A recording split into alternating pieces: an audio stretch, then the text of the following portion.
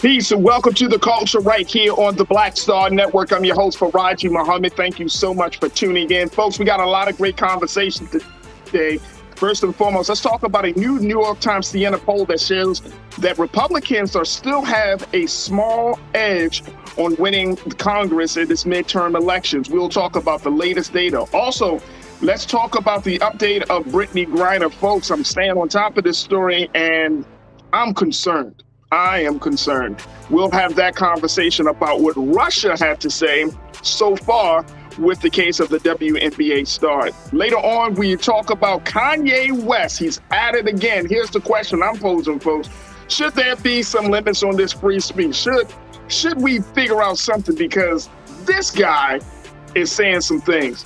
I'm going to share with you two of the latest big controversial statements. We got B Fly on the culture crew, so I know we're gonna have a dope discussion about that. And then later, 27 years later, from the Million Man March, that fateful day, on October 16th, 1995, where nearly 2 million black men gathered on the Mall in Washington, the largest demonstration of this kind in the history of America. And the question is being asked, what can we learn about the Million Man March from 27 years ago that we can use today? We'll be checking in with Eartha Harris, who's who's the co-chair of the local organizing committee in Baltimore. Stay with us. All of that on today's edition of The Culture, right here on the Black Star Network. Let's go.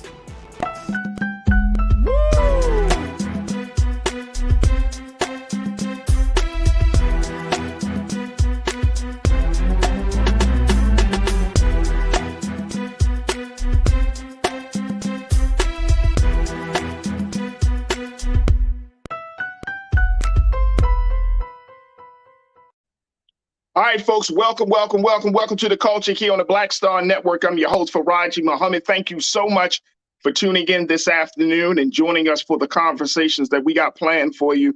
Big shout out to all of you who've been continuing to support us here on Black Star Network, man. The feeds, the conversation, the streams are continuing to go up as we are having these very, very important discussions about things that matter the most to us, to our culture, to the country. So I want to say thank you again on behalf of the culture, the team here of the culture and the Black Star Network. You continue to do the great work.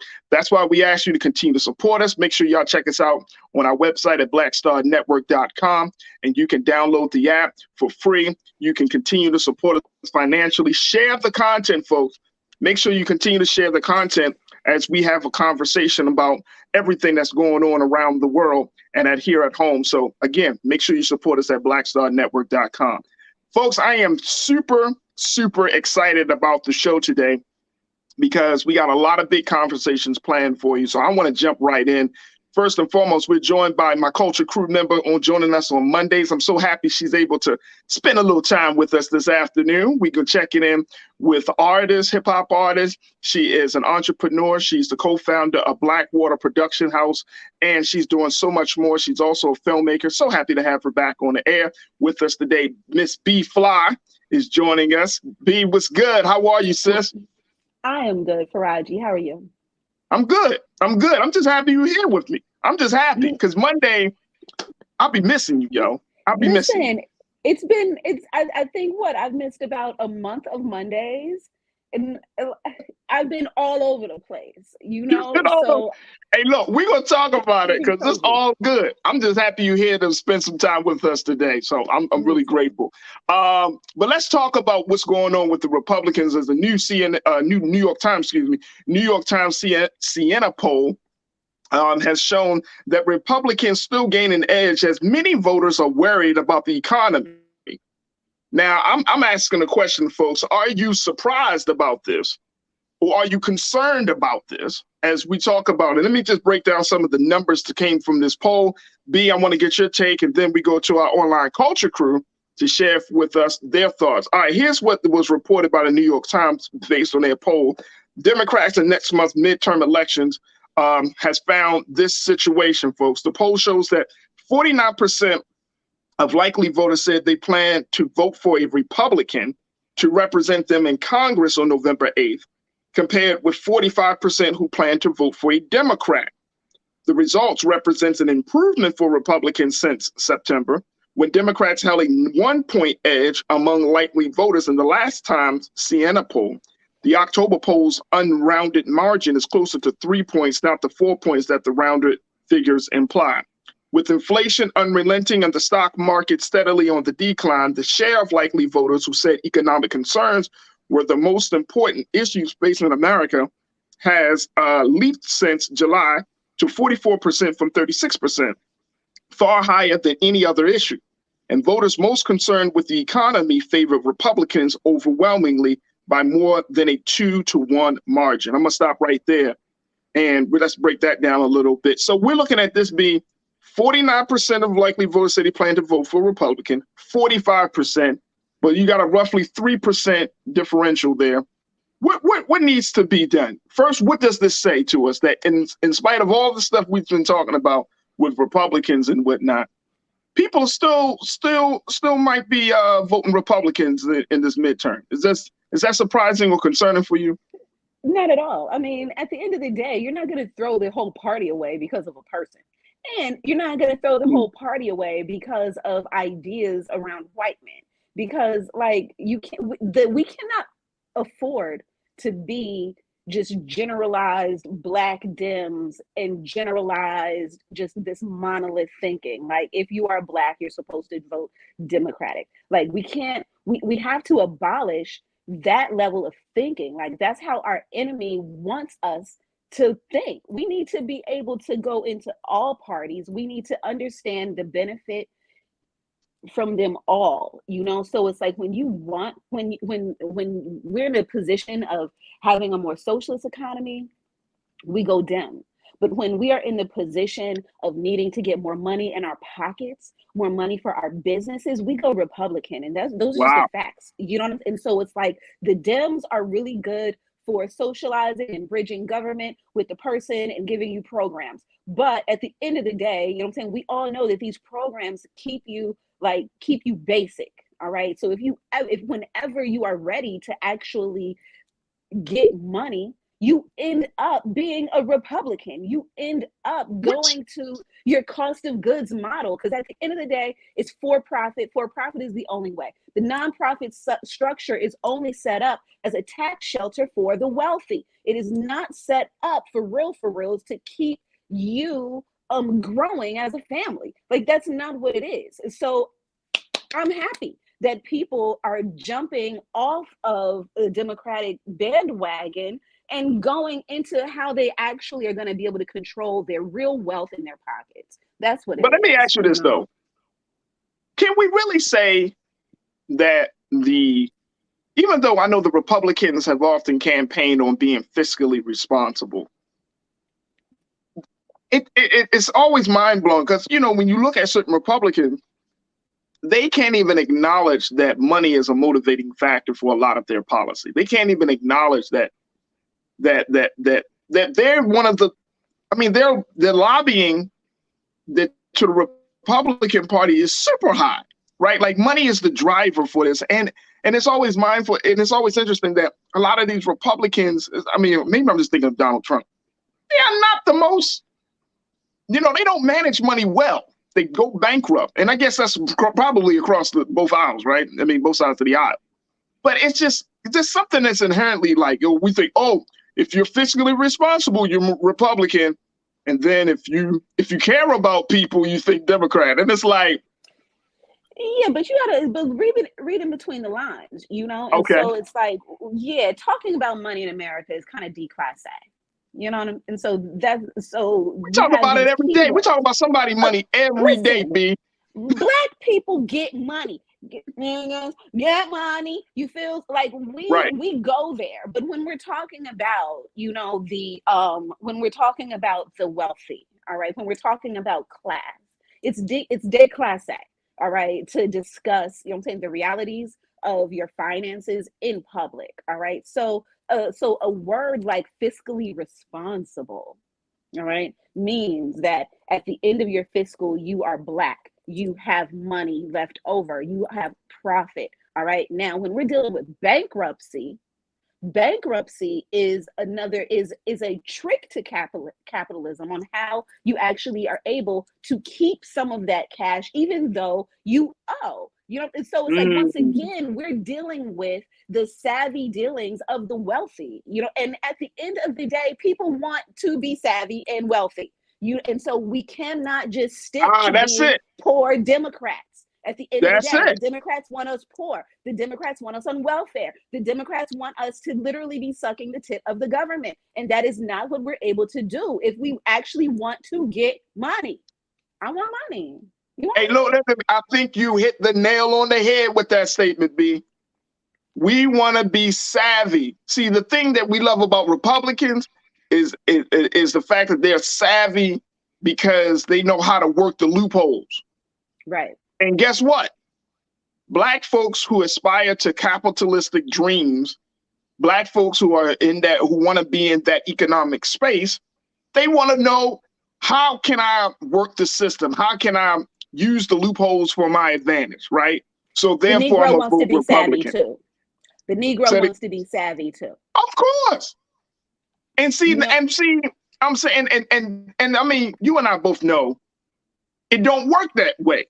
And it's always interesting to me, being that when I read stories of whether it's business leaders or political leaders who try to use money, right? Who try to do the same things that we see that white politicians and white business leaders do, and then they get upset when they get caught, as if we don't already know there's a double standard. See, here's the so thing. You can't operate and move that same way. I mean, no, but here's the thing. There's this rubric that Black people apply. All right, and in that you have your financial savviness divided by your economic morality. All right, Black people are the moral compass of this country. All right, and so we're always going to discuss and debate and philosophize on the morality behind a decision-making process. But at the end of the day, you still need to be savvy enough to control your wealth generationally. All right. All right. So let me stop there. I agree with you. Let me stop you there, and then we're gonna go to a comments from our culture crew. You bring up the great point, morality. And I'm not saying that the Democrats are super moral either. You know what I'm saying? I think both parties have their major issues. But I'm talking about morality. How can you vote for, and I'm saying Black folks, right? How can Black folks vote for a group of people who don't stick up for their interests and whose values and morals do not align with themselves? Because guess what? Here's why I'm saying it. The economic situation, our economic mobility is not the saving grace for Black America. I know people say, if we open up some more businesses, that's not the saving grace. That's not what's going to change the plight and struggle of Black folks in this country. Opening up of businesses, buying Black, these are important elements, but I'm saying fundamentally, I'm not talking about Band-Aid approaches to our struggle. I'm talking about getting us out of a slave mentality, an inferiority complex, and getting us into a space where we are actually winning. We are being empowered. We have control over our destiny. Economics is not that point. It's not that place. In order to do that, you have to be on both sides of the fence. And right now, we have too many niggas. We got too many Negroes over on one side. And so until we're able to literally penetrate both sides of this conversation, then we're always going to be put in this little petri dish. And right now, this petri dish is being spun around by the Democrats, and we can't continue to trust this leadership. We can't. And I'm not saying that we have to go 100% into trusting the Republican leadership. No, that's not what we're dealing with. We're literally dealing with the fall of all of their patriarchal systems. All right. So until we're able to balance and get 33% of the Negro over Republican, Democrat, independent. We got to be able to spread the shit out, Faraji. If we don't, we're going to constantly be put in their ghettos. We need to be able to create new ghettos. The only way we can do that is by leveling niggas around the whole economic, the whole political playing field. Right now, you got too many over on one side not doing anything. All right. Let's go to some comments as folks are checking in. Truth is power. My guy, you checked in. Good to hear from you this afternoon. You said, but how can anyone be a Republican when their motto is to be conservative when Black people don't live a conservative life? We have to always live a progressive life. What's your take on that, B? I don't believe that. I think Black people are actually the most conservative. Like, Black people won't even go collectively to get therapy. All right. We collectively go to God. Like, how more conservative can you get? You know, as soon as you come in with some sort of queer agenda, then the entire Black community comes against you because of the heteronormative conservative ideas that go along with our family. You know, so it's like, no, at the end of the day, Black people are hella conservative. Unfortunately, like, until we're able to get really progressive. But it's this conversation that we always start. What Black people need to do. As long as we're continuing to do that, that literally forces all of us into this idea of a monolith thinking. And we cannot afford that idea anymore. We are not monolith. We beef every day over politics and our feelings and our opinions, you know, so we're not monolith, but we are not as progressive as we would like to think at all. Okay. We are conservative as fuck. All right. So that's why I don't really see I really don't see a disconnect other than old white men. That's what it is. Right. We don't like old white men. Collectively, we are afraid of old white men because of the trauma that old white men have inflicted on us. But they're everywhere. They're Republican and Democrat. You mean to tell me you trust Joe Biden? You don't trust Joe Biden's ass any more than you trust Trump. You know, we having a conversation, which is what we're supposed to do. All right, let's go to Willie. Thank you so much, Truth is Power. Appreciate you, bro. Willie, my guy, you said, look, just look at those on the other side. I would believe most of our ideals wouldn't align with Candace Owens or Diamond and Silk. Look, let me tell you, both of them are caricatures. Candace Owens, Diamond and Silk, all caricatures. I'm not talking about that expression, that representation, right? You know, Willie, because no, I'm not talking about that. I'm talking about, let's talk principles here. I'm not talking personalities. Let's talk principles. Being fiscally conservative, creating, and which is odd that they often say, oh, you can't bring together church and state, but Republicans seem to campaign on this idea of being morally responsible and acceptable. All of those things. I'm talking about those principles that we often see, right? And so Willie, to your point, you saying, I would believe most of our ideals wouldn't align with them. I don't know, because I think this is probably the big factor among Black America. That guess what?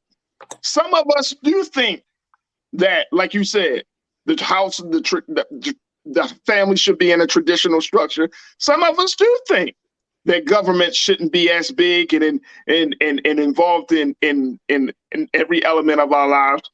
So how do we bring our community, our people together, given the fact that even though we may not say it out front, some of us may actually think like Candace Owens? Listen, at the end of the day, like, shout out Candace Owens for being emotionally secure enough to stand on her opinion that is not popular with her people and to still speak her mind. We are not a monolith. I can't stand this idea that every Black person has to be alto in the choir. No, that's a lie, you know, because it's like the contradiction here is that, like, we don't even communicate with the God of our tongue. So to have these arguments based off of the white empirical system, like, it's ridiculous. Like, we need to be thinking about this like chess. Like, I need 10,000 Black people to go and become Republican. Like, this, we need to divest in order to actually bring some balance and bring the good qualities out of all of these political groups. There's pros and there's cons. I wouldn't even suggest for 10,000 Black folks to do a Republican. If 10,000 Black folks want to see a change, then we need to start our own political party. No, see, here's the thing. Until I'm not trying to bring that big conversation in. I'm just saying, if you got the energy to cross over, you got the energy to build. But see, here's the deal, though. You know, we have to be able to understand that there are ways to get to where we're going without just being democratic. Like, that idea, Faraji, is so antiquated. You know what I'm saying? Like, it's entirely antiquated. And so it's like the only way we're able to really get along is to be like, raise your hand if you a Crip, go that way. Raise your hand if you Paru, go that way. Bring those heads to a meeting and let's all discuss what Crips and Bloods really need in order to be worthy citizens of society, in order to actually police our community together. You understand? Like, until we can actually get representation on all sides of the debate, there is no debate. We just have a gun pointed at our head. There is no debate. It's just a gun. It's just a noose. It's really just a target until we're able to spread out. We're not spreading out enough. And that right there is military. That's war mind. If you really want to play chess in this for the next 50 years, spread out. There is no Black monolith. It is dead. There is none. There never really was. Like, I'm saying, no. Join, like, for reals, because here's the thing, like, in order for this to be a real conversation, we need to be able to actually have people who are Republican, who do speak the truth, who do speak good sense financially. You know what? All right. And so until that mascot happens, you're really not even able to connect, because all you see is the old white men who have been subjugating you for 400 years, but they are still on the Democrats. They are Joe Biden. Like, there is no difference between the two of them. So you have to go everywhere or divest completely. You can't just go one and think that that's going to solve shit. No, you got to go everywhere or go nowhere. Okay, let me go to Kanye or don't vote for nobody. No, wait, hold on. We didn't even get to that point, B. Why are you jumping in front of me? All right. Let me go to Sophia. Sophia, you said, to B's point, we're not a monolith. Isn't saying we are more conservative, saying we are monolithic. So we're not a monolith. I get that. I understand that. I totally get it. But I mean, I think that's just a play on words. You know what I'm saying? Like, as soon as we have any one of these pontificating conversations about what Black people need to do, you know what I'm saying? We're literally in a monolithic type of conversation. You know what I'm saying? So it's like, but when we see this barrel, when we collectively are looking down a barrel of a gun and don't want to, we have to figure out how to collectively turn away. And so what I'm saying is that there are more Black people than there are guns. There are more Black people than there are guns. If you spread the fuck out, we can't be shot up. Spread out. Well, we got more. No, we got more guns than Black people. Niggas ain't going nowhere. Come on now. We are electric. I mean, I'm just saying the numbers. If you look at the actual numbers, the numbers of Black. Huh? We are electromagnetic. We made them guns. They ain't got shit on us, Faraji. I'm just saying, like, we need to spread. You know what I'm saying? We need to spread out. We need to spread. There is no Black Democrat movement. Like, it's dumb. It's dumb. They just all at the Baptist church. Well, see, this conversation right here, B. See, this conversation just goes to show us that we need to have some alternatives. Because right now, here's why.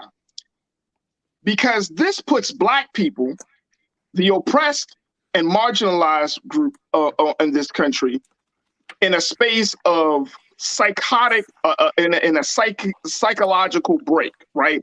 Where we have to figure out who we're going to be to get whatever we need or whatever we want. And that's crazy.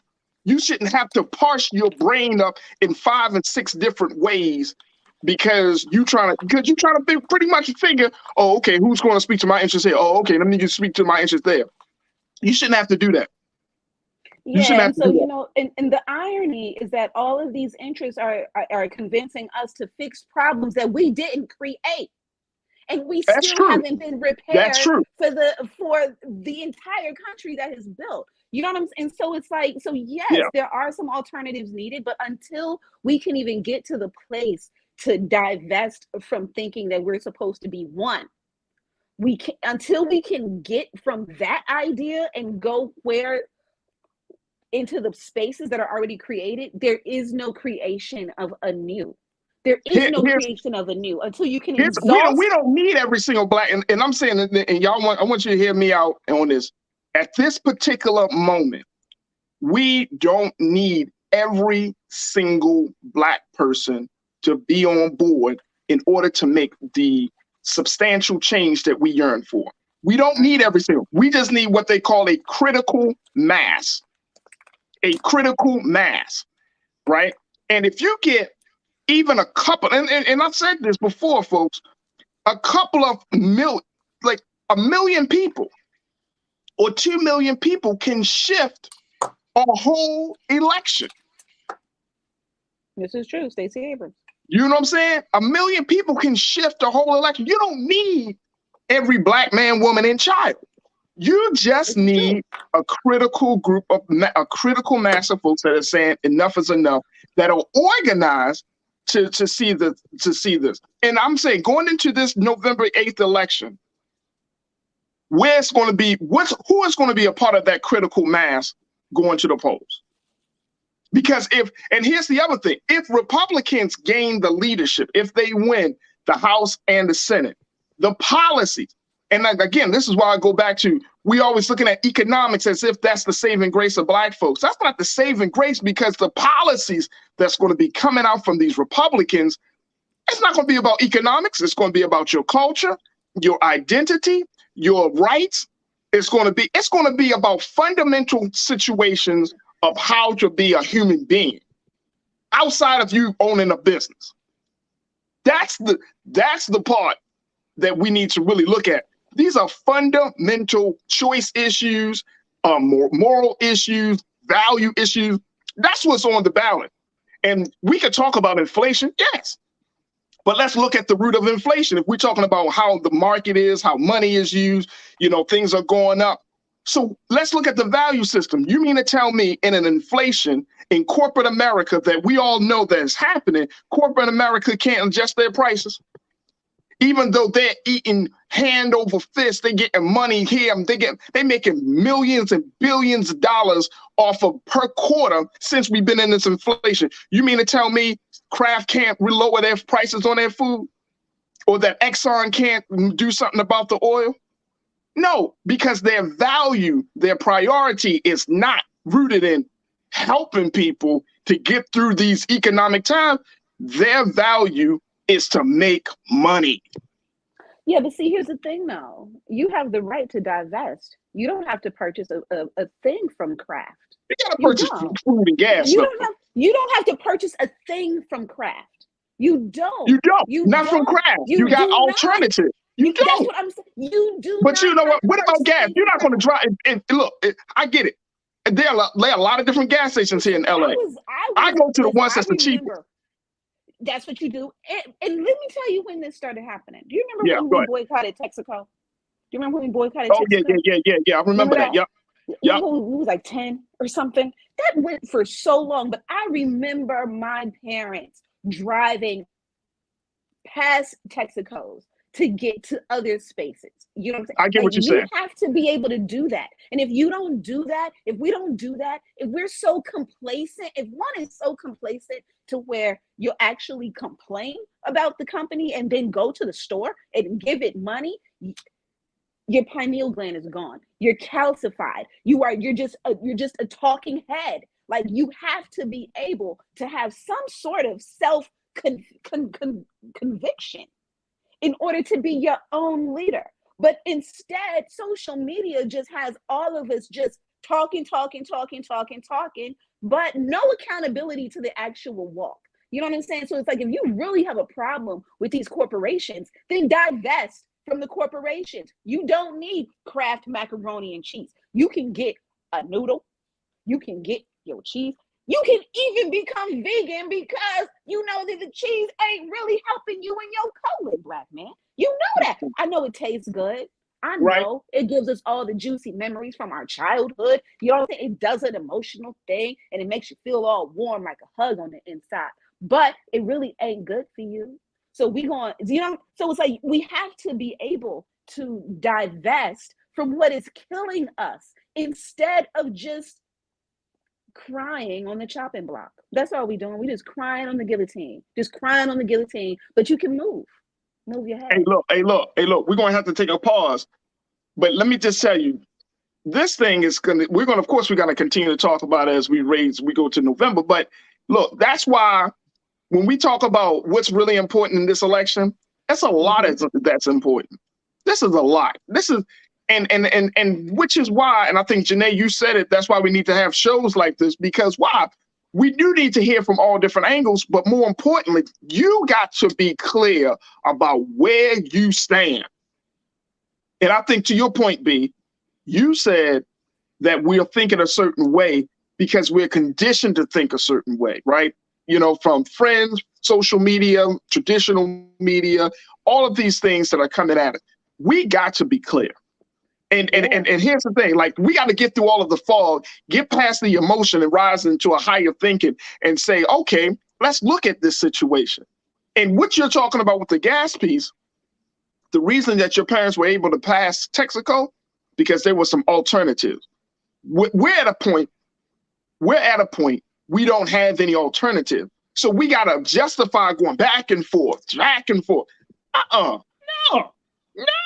Either we send a message to the current political parties that say either you accept this or we're going to have to think about some other dramatic means and we'll deal with that. But there's got to be something else, because I'm tired of going into this schizophrenic form of citizenship where I have to, my heart is here, but my pocketbook is there. Okay, why can't they coexist in the same space at the same time? Because that's called a spiritual war, honey, and that's where we are. You know, and so it's like in order. That's called. But that's not fair. That's not fair. Spiritual warfare. That's not fair. That's not. If you want the American people, is life fair? I'm saying it's not life fair, but I'm just saying. And I know that. I know it's not fair. I know life isn't fair. But my point is, if you want the American people to be on board, then you better present an alternative that speaks to the whole person and not to part of the person. I think that was the old American. The new American is so group think out. They really don't have the ability to think for themselves. Okay. 85%, like straight up. You know what I'm saying? Like I very rarely hear someone who is able to construct their own opinion that doesn't come from the media. If your only opinion is something that was spoon-fed you, I cannot listen to you. You're a product of the machine and you don't even know it. We can't do that. That's why I have to rally with Candace. That's why I gotta rally with Kanye, because at least they're not speaking the same shit as tired niggas. Like, straight up. Like, the person that voted for Biden but still talked shit on Biden, like, I'm not listening to that person. I'm not. Like, that's the level of, like, do you understand the hypocrisy that goes with that? And 85% of our people are there. That is no growth. That's no leadership.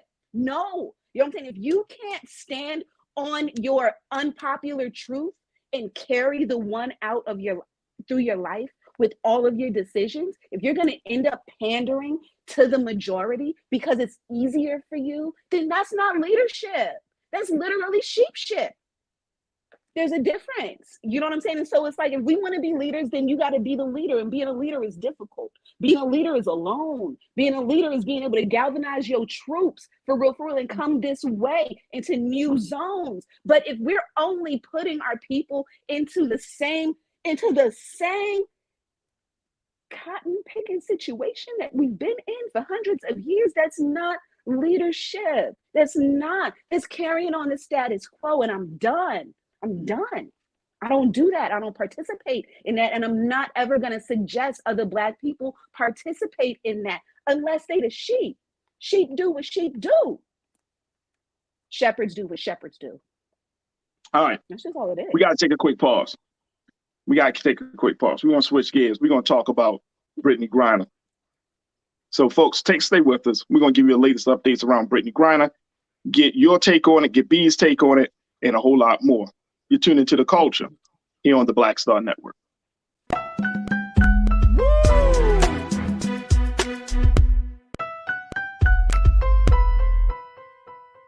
Hatred on the streets, a horrific scene, a white nationalist rally that descended into deadly violence.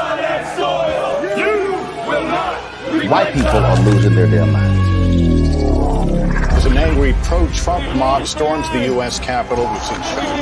We're about to see the rise of what I call white minority resistance. We have seen white folks in this country who simply cannot tolerate Black folks voting. I think what we're seeing is the inevitable result of violent denial. This is part of American history. Every time that people of color have made progress, whether real or symbolic, there has been what Carol Anderson at Emory University calls white rage as a backlash. This is the rise of the Proud Boys and the Boogaloo Boys. America, there's going to be more of this. Here's all the Proud Boys, guys. This country is getting increasingly racist in its behaviors and its attitudes because of the fear of white people. The fear that they're taking our jobs, they're taking our resources, they're taking our women. This is white fear.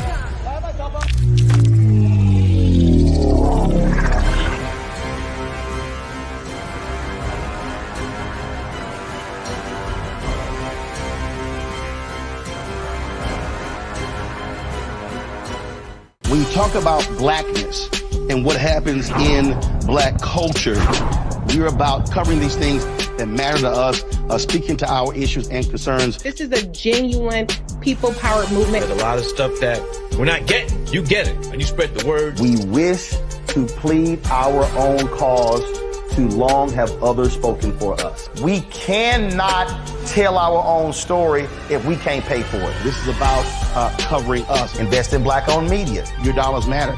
We don't have to keep asking them to cover our stuff. So please support us in what we do, folks. We want to hit 2,000 people, $50 this month, raise $100,000. We're behind 100,000, so we want to hit that. Y'all money makes this possible. Checks and money orders go to P.O. Box 57196, Washington, D.C. 20037-0196. The Cash App is $RM Unfiltered. PayPal is R Martin Unfiltered. Venmo is RM Unfiltered. Zelle is Roland at RolandSMartin.com. When we invest in ourselves, we're investing in what's next for all of us. Growing, creating, making moves that move us all forward. Together, we are Black beyond measure. Hi, I'm Dr. Jackie Hood Martin, and I have a question for you. Ever feel as if your life is teetering and the weight and pressure of the world is consistently on your shoulders? Well, let me tell you, living a balanced life isn't easy. Join me each Tuesday on Black Star Network for A Balanced Life with Dr. Jackie. We'll laugh together, cry together, pull ourselves together, and cheer each other on. So join me for new shows each Tuesday on Black Star Network, A Balanced Life with Dr. Jackie.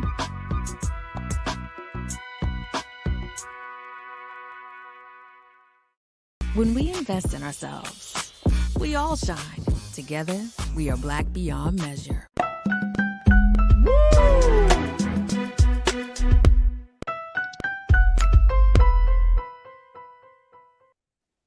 All right, folks, welcome back to The Culture here on the Black Star Network. All right, let's shift gears from electoral politics to just politics as we continue to kind of watch this story of Brittney Griner, the WNBA star who has been imprisoned in Russia since February. And, I have my culture crew member, B. Flow, joining us. But I wanted to bring everybody up to speed on where we are, because as I'm watching the story, I said, let me get on the culture. Let me tell my culture crew, let me tell my watchers what's going on, because this thing right here continues to go in a direction I am not happy about.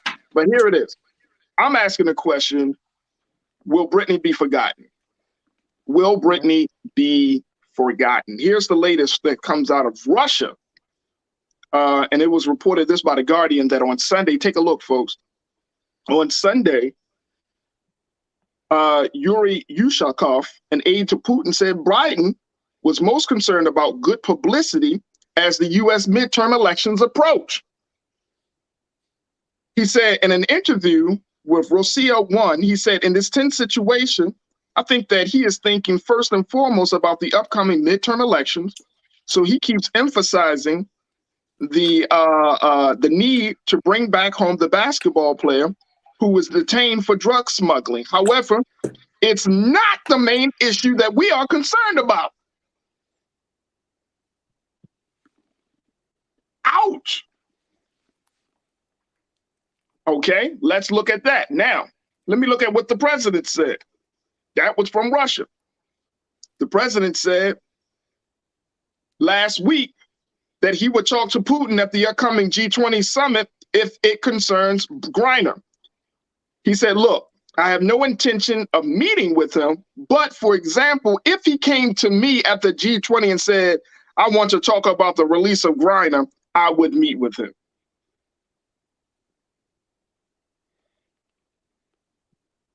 If the Russian president, who you are beefing with, would come up to you and say, I want to talk to you about your basketball player that violated our laws, that's the only chance, that's the only opportunity you would meet with him to discuss it, if he approached you.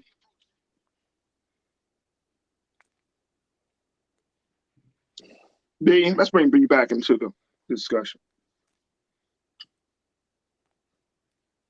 That's your leader. This is President Biden. This is what he said. Yeah. I'm not. Didn't you vote for him? Didn't you vote for him? That's your leader, right? That's your leader. Look, man. Is that your king? Is that your king? Yeah. So yes. So, but how would you? But it ain't Trump and Putin, homies. Like, you know what I'm saying? How you gonna feel when? How you gonna feel when a Republican bring her home? How you gonna feel? What you gonna say? We gonna talk about that? No, we're just gonna be like, thank you.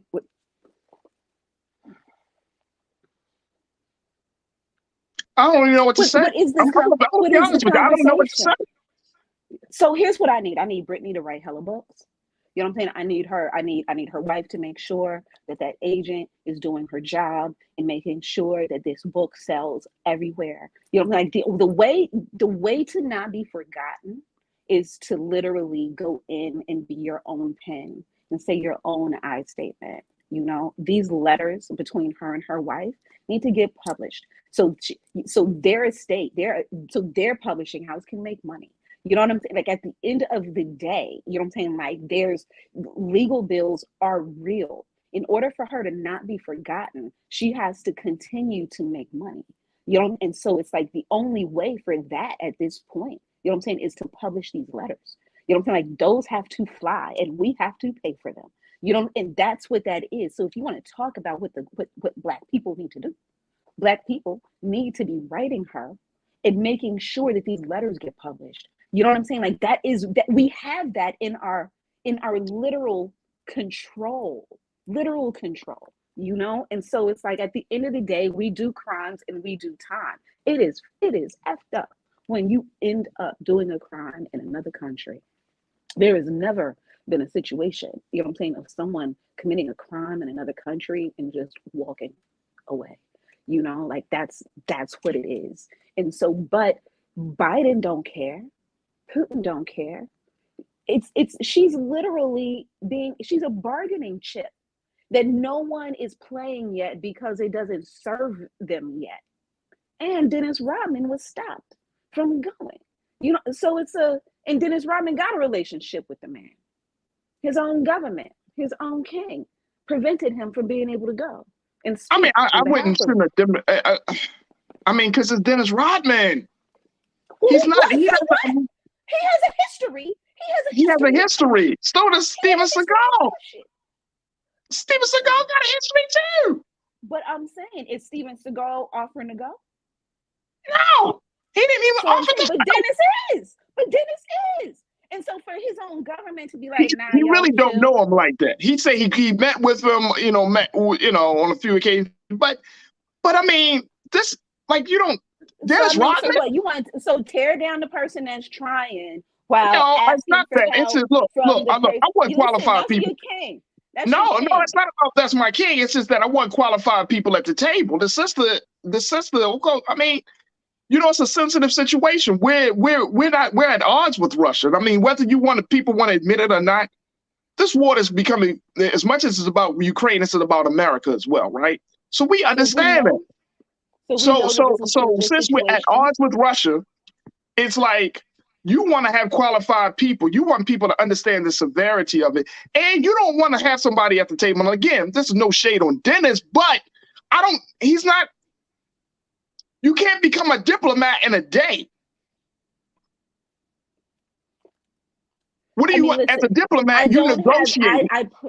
What's the power that he stands on? What can he reasonably offer outside of what the United States already offered?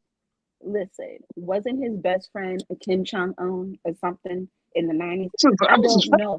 Yeah, I read about that too. All of this is removed from me and my direct knowing. I got you. So when we're pontificating on a thing. I mean, no, I'm trying to get back. Let's get past the pontification. Right? Let's get past the pontification. Let's get past that. I'm saying the result is Russia has essentially came out and said, we're not worried about Brittney Griner. America has essentially said, I'm not surprised either.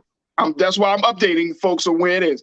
America and the president is like, well, if the Russian president comes to me, like under all of these conditions, which is not, I don't think, the best move. Now, I don't know if President Biden's more concerned about the midterms than the release of our system, I'm not surprised. I would not be surprised if that's the case, right? It may be the case. But to put it out there to say, well, the president, he would have to come to me. This is all power. This is all power moves, right? He comes to me because I'm not going to him. It's like a pissing contest. You come to me, you tell me what and then you voice a concern about a citizen of mine that's in your country. Come on, man. So that's basically like, everybody know we're gonna be at this party. If he come to me at the party, come meet me at the Grammys and say something to me about Brittney. And if he say something to me about Brittney, then we gonna have a talk about Brittney. But we going to these Grammys, and if he don't say nothing, I ain't saying nothing. I ain't gonna say nothing. That's what I got. That's what I got. If he don't say nothing, I'm not saying nothing. This is classic passive aggressive behavior. Alrighty. And so, but this is what they do. I'm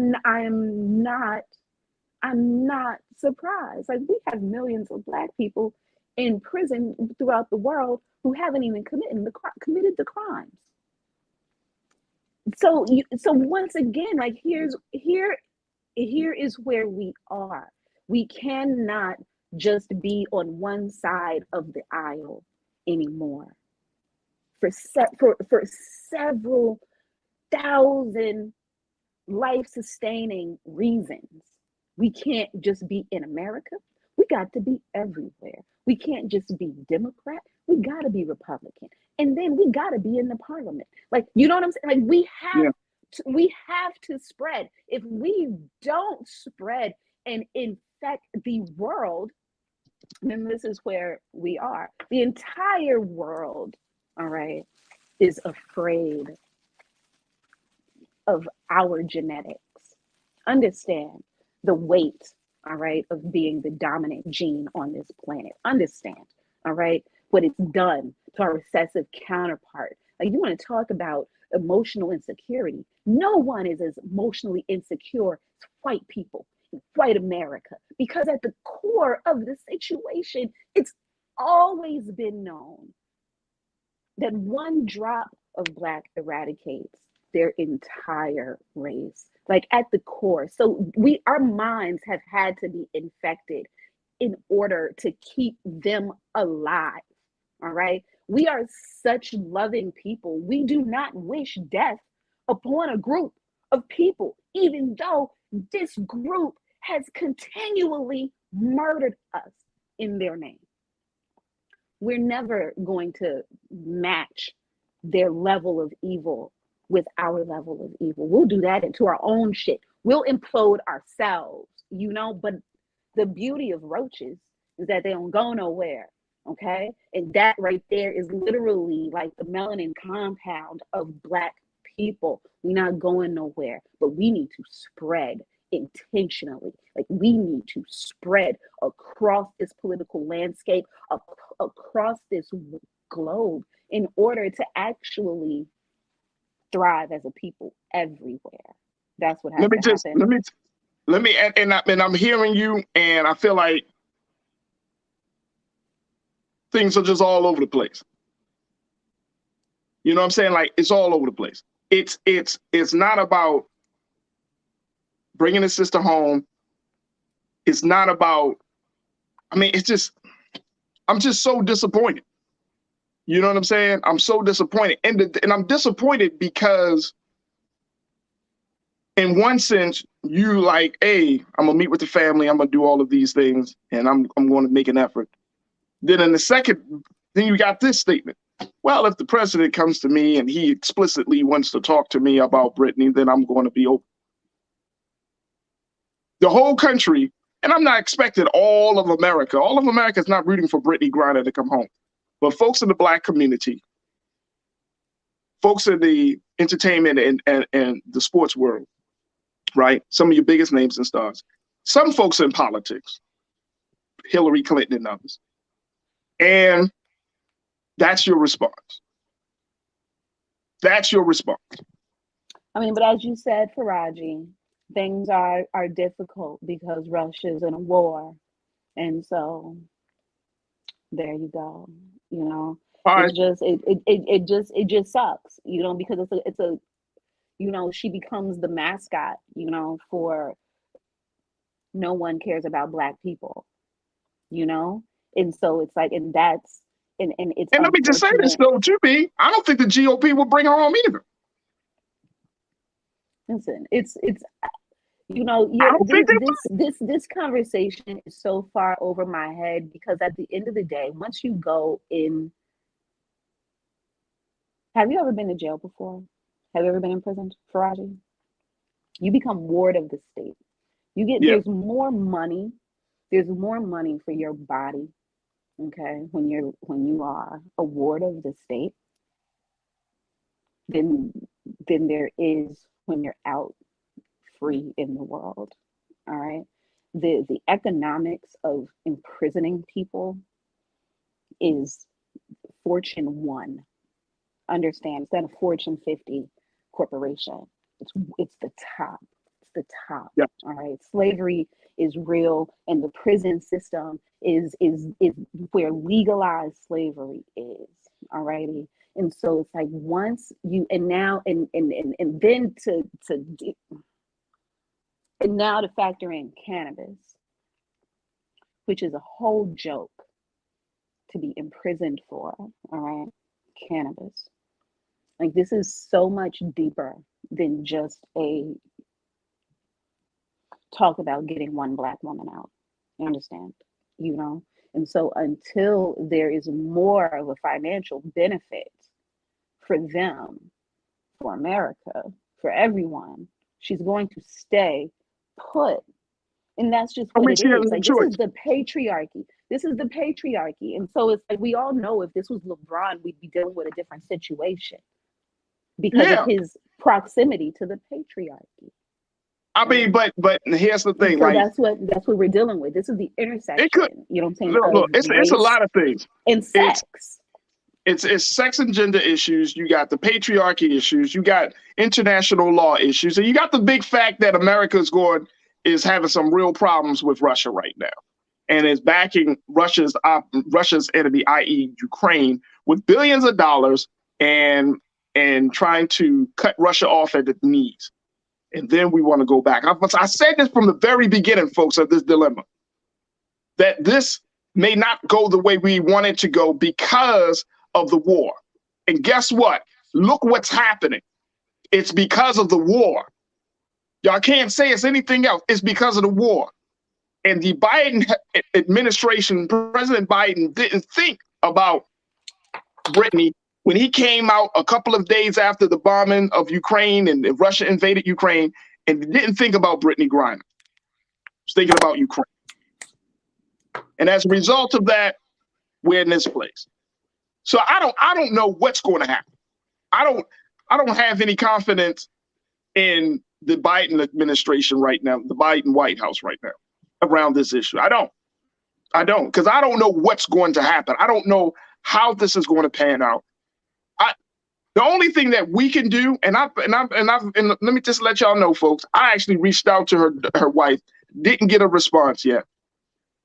But the only thing that we can do is be supportive of whatever the family needs.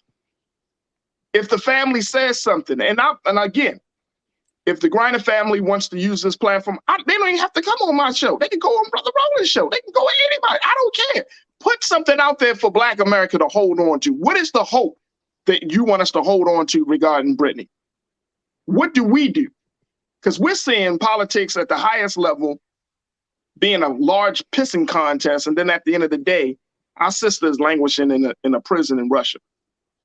But you know what, though? Until I see a commercial that happens like at 8 o'clock on CBS that says "Free Brittney Griner," text your congressman, text this. You know what I'm saying? Like, until that happens, this is not a national thing. This is a Black thing, you know. And so it's like you're not gonna have the change until this is a people issue. Right now, it's a Black issue. Right now, it's a Black woman issue. Right now, it's a cannabis issue. You know what I'm saying? These are two niche of issues. Like, this needs to be a human issue, you know? And so it's like until the people who are in her corner, who are powerful media millionaires, until they occupy the actual streams to connect to the American housewife, then this isn't a human issue, you know? And so it's like, and so that's what I'm saying. Like, there's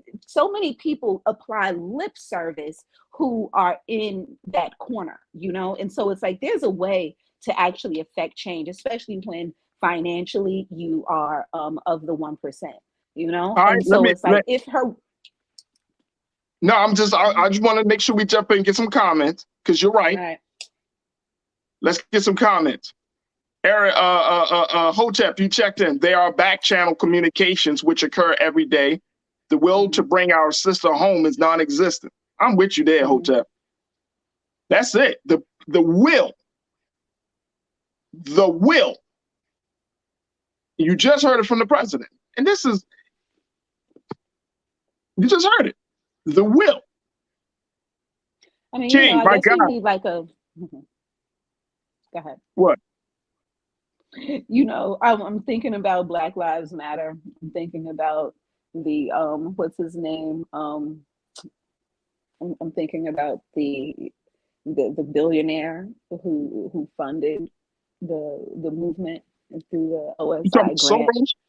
Yeah, you know, and so I'm just, you know, when there is an ability, you know, to create a connection, a real human connection around Brittney Griner, but her until it connects, you know what I'm saying? Like, it has to connect. These movements have to be able to expand past our block, you know? And so it's like, and the best way to do that is literally through media. We are connected through CBS. We are connected through BET. We are connected through CNN. And so it's like when these commercial airwaves are not occupied, then this message does not get out. It is not taken seriously, you know? Which is why that's why we staying on top of this. That's why we staying on top of this. I mean, there are places that are still reporting on Griot, Roots, you know, some of the Black media outlets and sources. But that's why, right. But that's why we stay on top of this, to create the buzz around it so much more, because Black folks got to speak out for Black folks, right? In a moment like this. And so if Black women and Black men said, you know what, if nobody else going to keep that flame lit, we are, then that's just start to move. But we're just so all over the place. We're all over the place with her. And it just, and I mean, each conversation that we've been having today, B, it just goes to show you, Black folks, I hope y'all listen. I really do. To my online culture crew, yo, I hope everybody's listening. I'm reading chats. I know many of you got a lot of different views and very strong views. But these issues, political ideology, what we asking for in this election, in this midterms, like what should be the big ticket items that we should put, support on the ballot. Brittney Griner, these are the conversations and these are the issues where you really get to see where Black folks stand. And we all over the place. We all over the place. And why? Because people still say, oh, I don't think she should have went over there with the she knew better and all of that stuff. And that's so if the sentiment, at the core, Black people end up defaulting to conservative views. Like, that's what I'm saying. All right. You know what I'm saying? Like, when it comes to actually being there for our people, our people are the first ones to be like, conservatism, oh my goodness, she shouldn't have been there with her marijuana anyway. You feel? And then, you know what I'm saying? And so now respectability politics take hold and she's no longer worthy of the collective plight. This is what happens. You know what I'm saying? And that is democratic thinking. You know what I'm saying? That is that group think that needs to be dissolved. We should all have opinions that make people want to bang us in the face. We really should. And we should all have the gumption to say it out loud and to stand on it with their decision-making process. But we keep on pandering to the conservative middle, thinking that that's going to save us. And this is the issue with Black people right now. You know what I'm saying? Like, these conversations will always go in a circle because at the core, we don't want to burn this shit down. And until we're ready to burn it down and start anew, we're just always going to be subject to what our enemy is going to do to us. And will our enemy free us? All right. You know? No. All right. We got to take a quick pause. We got to talk about why Mr. West's conversation, his latest interview with Drink Champs, has sparked another set of controversies as he talked about George Floyd. Let's keep George Floyd and the family of George Floyd in our prayers. Stay with us. Those discussions. And of course, we're going to talk about 27 years later, the Million Man March. So stay tuned. It's all coming up in the next segment of The Culture right here on the Black Star Network.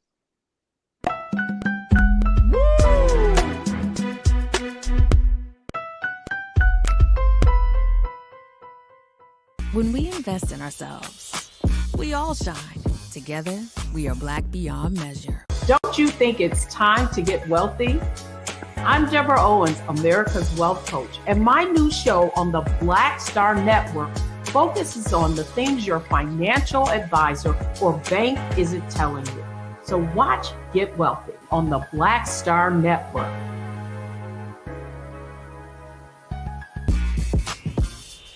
When we invest in ourselves, our glow, our vision, our vibe, we all shine. Together, we are Black beyond measure. When you talk about Blackness and what happens in Black culture, we're about covering these things that matter to us speaking to our issues and concerns. This is a genuine people-powered movement. A lot of stuff that we're not getting, you get it, and you spread the word. We wish to plead our own cause. Too long have others spoken for us. We cannot tell our own story if we can't pay for it. This is about covering us. Invest in black-owned media. Your dollars matter. We don't have to keep asking them to cover our stuff. So please support us in what we do, folks. We want to hit 2,000 people, $50 this month, raise $100,000. We're behind 100,000, so we want to hit that. Y'all money makes this possible. Check some money orders. Go to P.O. Box 57196, Washington, D.C. 20037-0196. The Cash App is $RM Unfiltered. PayPal is R Martin Unfiltered. Venmo is RM Unfiltered. Zelle is roland@rolandsmartin.com.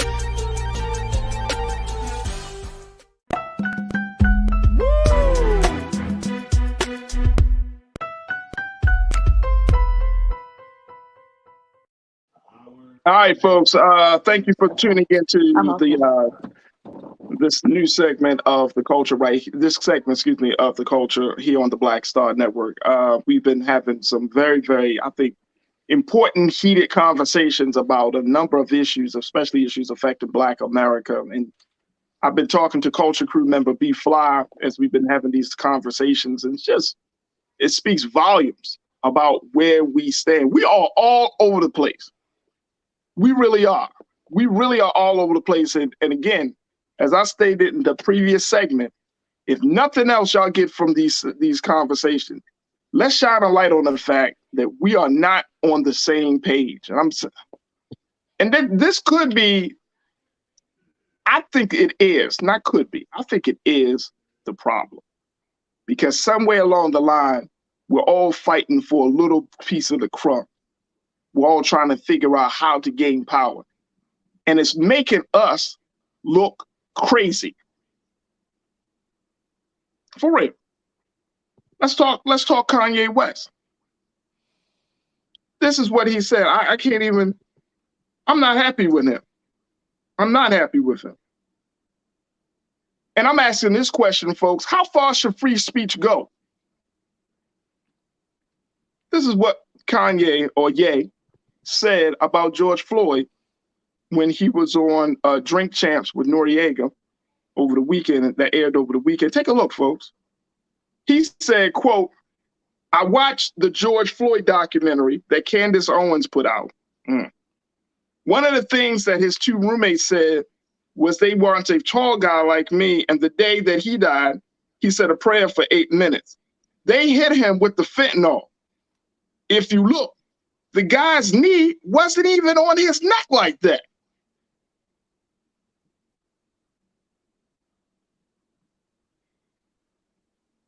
Let's bring Bree Fly into it. Leave me out of this.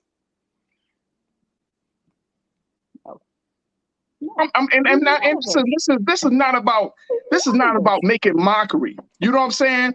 This is really about the fact that, bro, you are crossing so many lines right now because of this your whatever mental space that you in, but you can't even acknowledge the truth, bro. It's hurtful. It's hurtful to all of us who saw the video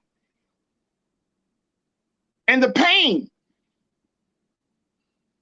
of police terrorizing Black men. It's hurtful. And not just hurtful in a sense like, oh man, you shouldn't have said that. Like, you got some Black men who said, man, maybe he was hit with the fentanyl.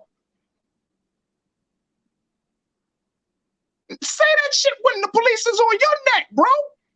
That's a common move. That's a tactic, a technique of holding a man down, to put their foot on your neck, then your knee on your neck.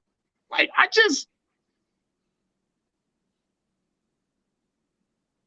you know, it's interesting. I mean, and I'm I'm not trying to put you in no crazy position, B. I'm trying to just simply make the point. This dude is going out of bounds. He talking about free speech, free speech, free speech. Look what he said about the free speech thing. Because he's also about to acquire, he's also interested in buying the right-wing social media platform, Parler. He's considering buying that. But take a look. Let me say, let's show this one, Keenan. Ye's net worth is reportedly $2 billion. Let's throw this quote on there, bro. Much of his fortune, thank you. Much of his fortune comes from his Yeezy sneaker brand in partnership with Gap and Adidas. However, Ye severed business ties with Gap recently, and Adidas said it's also reviewing this business relationship with him. JP Morgan Chase also cut ties with the rapper before he said all of this stuff.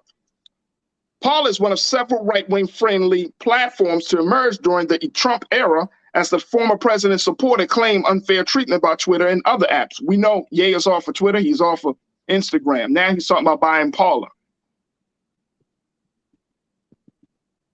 How far does free speech go? I want you to speak on that. How far does free speech go, B? Because now you into a space, bro, you don't belong. And I don't care how much you say, oh man, I'm trying to get people to think. I'm trying to get people to think. Because George Floyd's family is considering a lawsuit for the defamation. It's been already proven that Chauvin, his knee on brother George Floyd's neck was the cause of his death. It's already been proven. It's been discussed in court. Now you trying to come up with some dumbass thing talking about fentanyl. These celebrities, man. Listen, there are certain flat earth moments in the world that happen. You know what I'm saying? There are certain flat earth comments that come out of our mouth, all right? And that make the people be like, what? That doesn't make any sense, all right? But at the end of the day, what I'm not gonna participate in, right, is the extraction of 2 minutes out of a 2-hour conversation. You know what I'm saying? Like that right there, you know what I'm saying, is what I don't do with my Black free thinkers, all righty? I'm gonna listen to the full, and I'm gonna understand the fullness, you know what I'm saying? And so if there's a 2 minute that I don't agree with, then I'm gonna still allow that person to have their 2 minutes that I don't agree with. But chances are there's probably 15 minutes that you do agree with. Focus in on that. And so it's harder for, let me tell you why. You know why? Here's the thing, because because people are so used to everyone being in the choir. Look. When Kanye said that, what he said about Lizzo, Black people have an obesity problem. I agree. I'm saying taking Lizzo out of the conversation, Black people have an obesity problem in our community. We can't act like that's not a problem, right? I agree. But what Kanye does, and I said this before, when you got truth mixed with madness. But see, here's the thing though. Here's the thing. Someone is always able to disagree because, you know what I'm saying, you agree with what he said about Lizzo. But with that, there's probably 500 of your particular fans who are obese, who will feel a way about the fact that you ride with him on that part. You know what I'm saying? And so it's like, and that's the part, like, why do we expect to agree 100% with people who we bang with? You know what I'm saying? It's okay for you to bang. I don't bang with Kanye no more. Evidently you do, because still we manage to talk about the person you don't bang with every week. I know. I'm talking about it because it's news, though. So the law of attraction part, you know what I'm saying, with everybody. I mean, look. I don't bang with Trump, but we talk about Trump. You know what I'm saying? Like, you got to talk about stuff. Like. No. Here's the thing. No. Here's my take on that piece. Very quickly. That's how we end up. No. See, I'm not. Look, you can't. That's how we wait a minute. Hold on. That's how we certified and keep our jobs. No, wait a minute. No, it's not about that. You can't, and I'm talking about the big picture of conversation, the big picture of communication, right?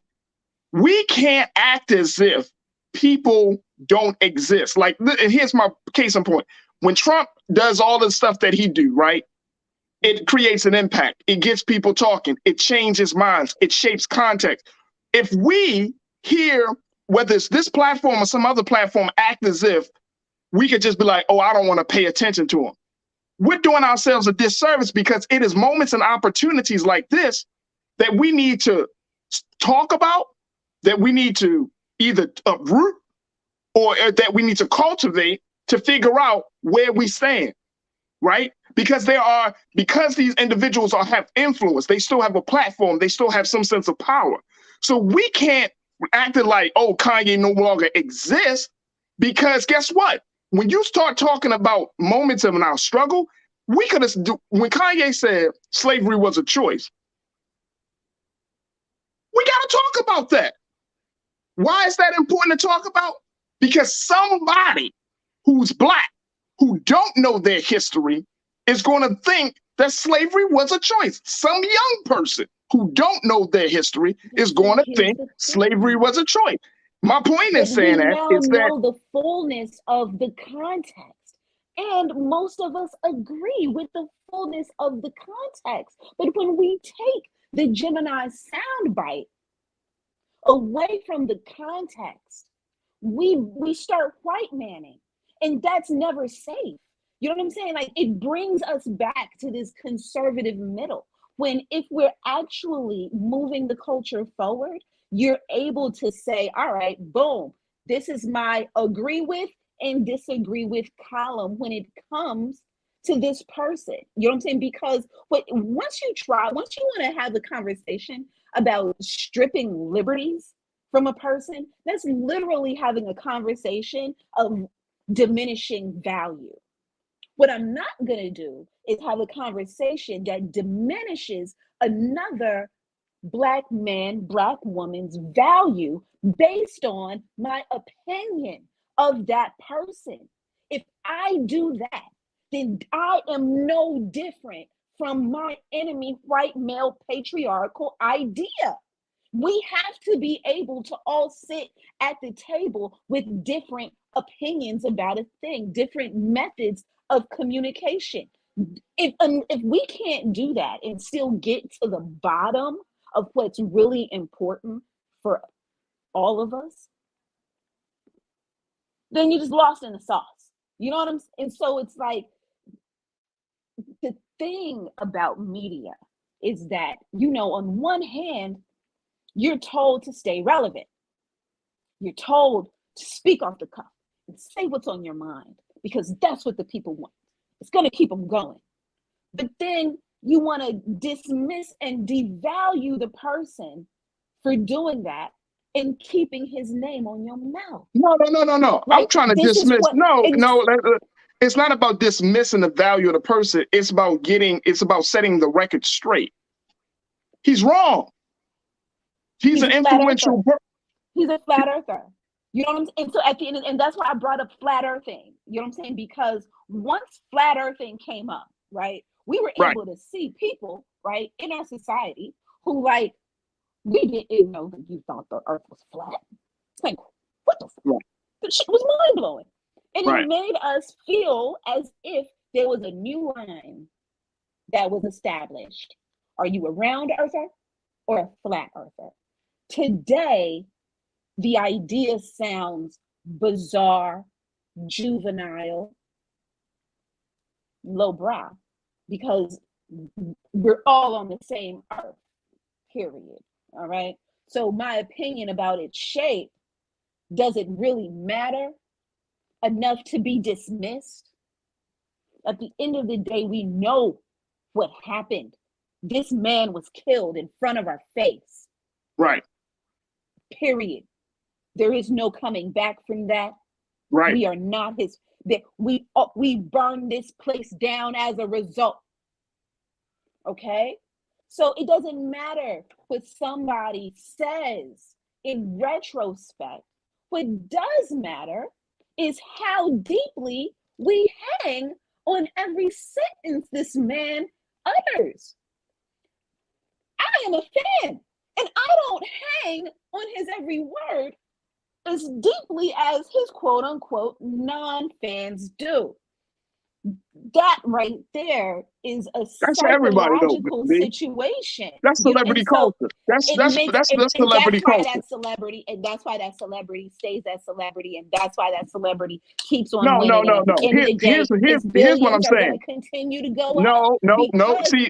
the Here's law of the thing. attraction is on his side. He keeps people talking about him. Nah, ain't on the they're side. singing his praises or his dismissal. Like, it doesn't No, matter when because everybody is still choir to your name.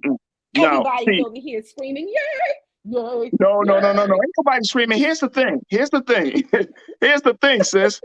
The thing is that if you keep putting out the foolishness for people to see it for themselves, then maybe it will shift the admiration, the love, the idol worship that we have of individuals. You know what I'm saying? Like this is why celebrities don't really, for many, many years, y'all know, celebrities don't talk outside of their art, whatever their craft is, right? They don't talk outside of the sports world. But the moments that celebrities start to get into a space and trust and believe, their handlers around them say, look, don't get into these spaces and you're not clear. You're not clear. But it is if you say an opinion that is not popular, it has the potential of affecting you financially. So and then don't guess what? say it. And guess what? And guess what? I'm good with that. I'm good with that. I'm good with stop idol worshiping. That's what I'm talking about. Like we look up to these individuals, right? These folks, some of these folks, I mean, exorbitant amount of money spending on the mad foolishness. They feeding us foolishness as the consumer. If they're not feeding us foolishness, they feeding our children some foolishness, right? And you can't stop. And you can't stop the flow of foolishness that's coming into your home. I don't care where you live, how you live. The fact is that when you step out, you don't even got to step out. When you wake up, you introduced to the madness of America every time you open up your eyes. And my point is that in order for us to stop this flow, we have to become empowered enough to say, you know what, I'm not going to, let me hear what this person, that way we put it out there. I'm going to put it out there because you can stop idol worshiping. So we can stop idol worshiping. I'm tired of the idol worship. I'm tired of us putting hope in people. That ain't me. I don't idol worship. The person that idol worships, is literally like the person who looks at TV, who looks at media, who looks at the celebrity, stargazes, goes into their bedroom and tries to dress and become them because they want that. And listen, you know what I'm saying? Idol worshiping is a real thing, and so, but that's not what everybody does when we consume a person, when we consume entertainment, when we're consuming the mouthpiece, when we're consuming the celebrity for that X amount of time. You know what I'm saying? And so most of us don't. Media more so idol worships Kanye because media knows that as long as media keeps on saying the name that keeps people going, then they'll still be relevant. And so at the end of the day, what is he really, what is he really doing? You know what I'm saying? What is he actually affecting in your household? Not but see, no, he doesn't affect nothing in my household. But here's what I'm saying. Here's what I'm saying, B. Household, not a thing. Hey, let me just tell you. I'm just telling you, and I feel you on that. He doesn't affect us personally, right? But the show is called The Culture. Okay, let's like the show is called The Culture. The show, the platform is based. Culture. He's a part of the culture, and here's the thing. The culture has to be discussed, right? And when you have individuals who, let me reframe this. We are trying in this day and time to get us to think about the whole and not about the individual. We are trying in this day and time to focus on truth and not on emotional rants and emotional outbursts. We are trying in this day and time to have real conversations about the progress and the elevation of our consciousness. And so when you're talking about an individual who has influence, who we know, who, who we have kind of quote unquote grown up with, are you talking about an individual that has some sort of sway, right?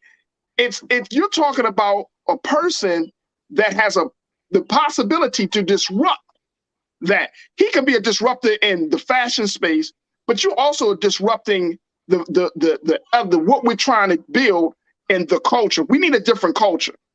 And it can't rely on lies and just, oh, I'm going to just go off and do whatever I feel like doing and saying whatever I say without no repercussion. Part of the culture needs to have a checks and balance. If a joker is talking all that madness, he needs to be checked for it.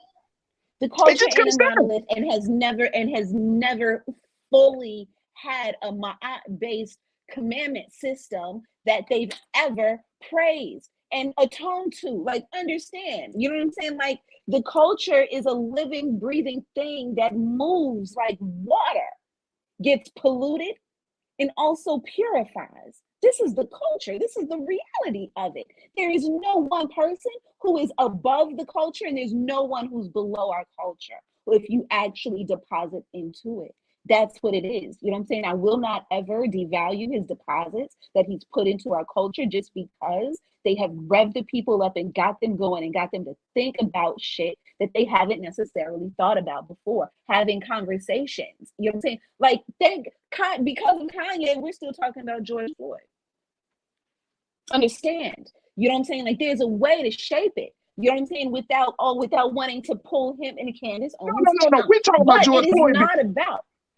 No, but today we are talking about George Floyd because he uttered his name on Drink Champs. Because he's disrespectful. His ass is disrespectful. He's disrespectful. But he's still the bro. It's like you talking about Emmett Till.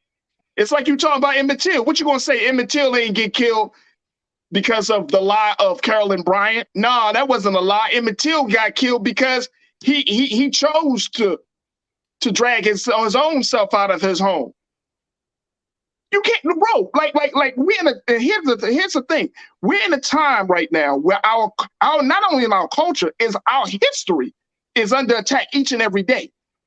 So we can't allow anybody, whether they're black or white, Asian or Latino, we can't allow anybody to disturb how history is, because in this day and time, you can get a joker something could have actually happened, but because it comes from somebody who has influence and power, then guess what? Some other people are going to make it believe, no, but that's not what really happened.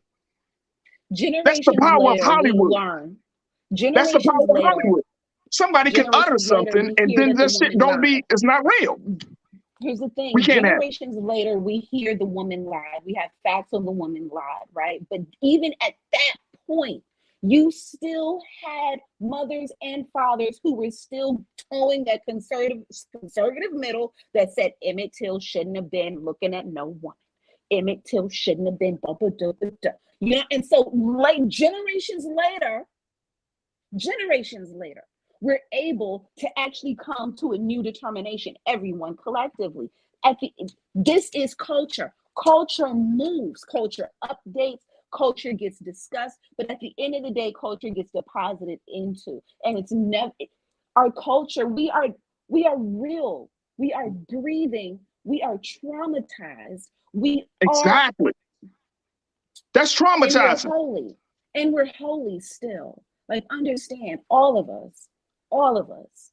And so it's like we have to be able to find the patience with our people, because humans grow, humans develop, humans say shit, humans detract it. Yes, F. No, yes. And look, trust and believe, I'm that guy. I'm that guy. Look, I allow people. Look, check it out. You gonna be like, oh my God, I love. No. I'm the guy that allows humans to grow, but don't play the games about history. There's got to be some boundaries, bro. There's got to be some boundaries. I'm sick and tired of black celebrities making mockery of our struggle and thinking it's okay. Bro, you're going to get checked on that. I don't care who it is. I'm tired of it. I'm tired of black people. I'm tired of black people being ignorant. If this would happen 50 years ago, if George Floyd happened 50 years ago, and then he makes a point about it, it'd be one thing. But this just happened a few years ago. George Floyd has been talked about tremendously before Kanye West. We can't stop saying the summer of 2021, the racial reckoning of the killing of George Floyd.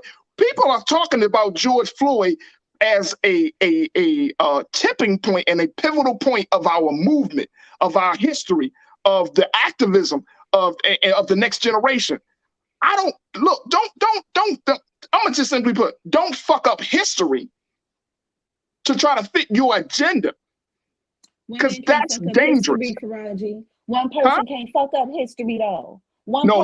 I'm talking about black folk. You mean to tell me a black man can't even admit that another black man was killed by a white police officer because his knee was on his neck? That's not what was happening. During that part of the conversation, Kanye was showing us, alrighty, a different part of his... Here's the other part. I'm gonna push back on it because I think I'm tired of this. I'm trying to get people to think. Man, I don't want to hear that bullshit, man. No, that's not what I was about to say.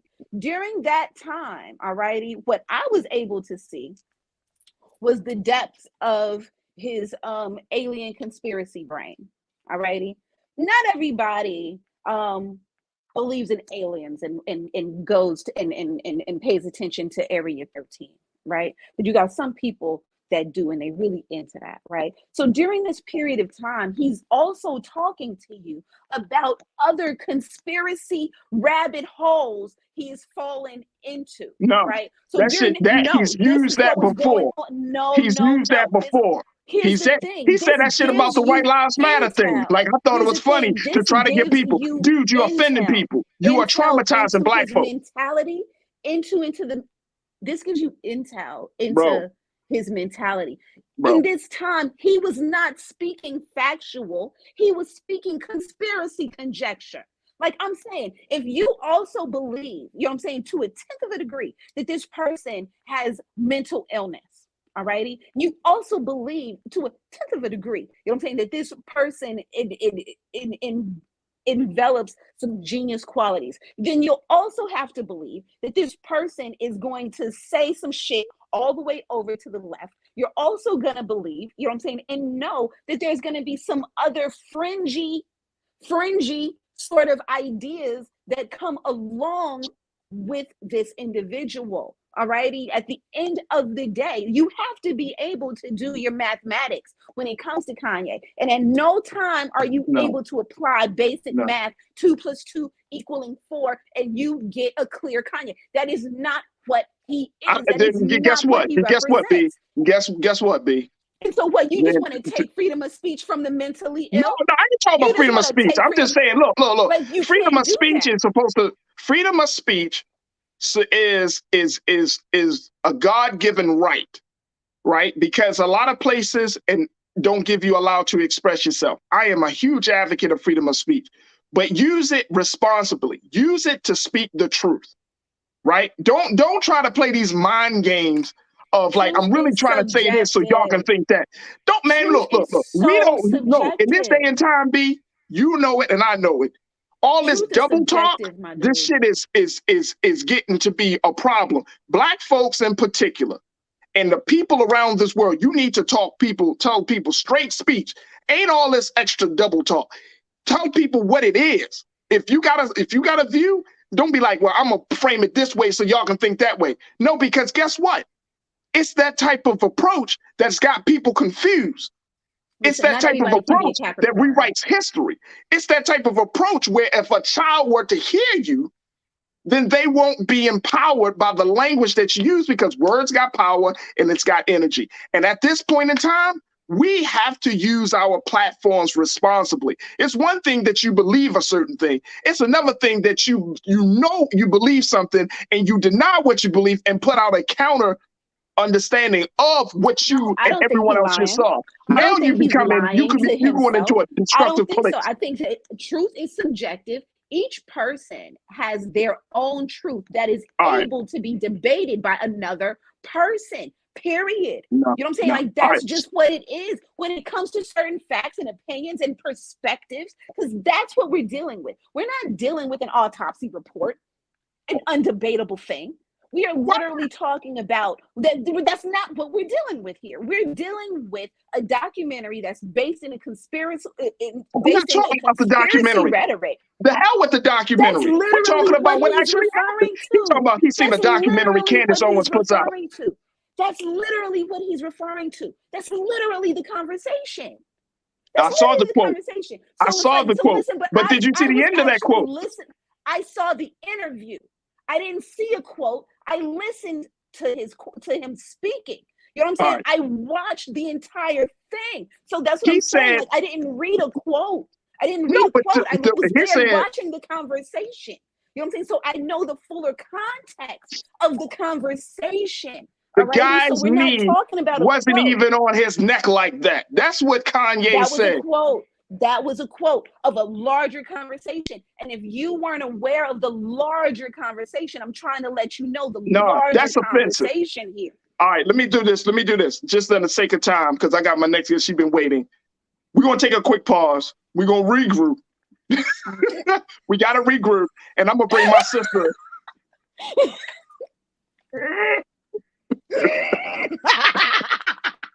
We got to regroup. I'm going to have my sister, who's been doing the work of liberation and struggle for Black folks for many years in the city of Baltimore and across the country. She's going to talk to us about Million Man March 27 years later. This is why I wanted to at least have these two conversations kind of like buttress one another, because as much as we talk about the Kanyes and all of these things, we got to talk about the fact that, look at where we are. I got my sister, Eartha Harris. She's the co-chair of the local organizing committee for the Baltimore local organizing committee for the Million Man March. She's going to join us in a few minutes. Stay with us. You don't want to miss this conversation between me, Eartha, and B-Fly. Stay with us. It's The Culture here on the Black Star Network.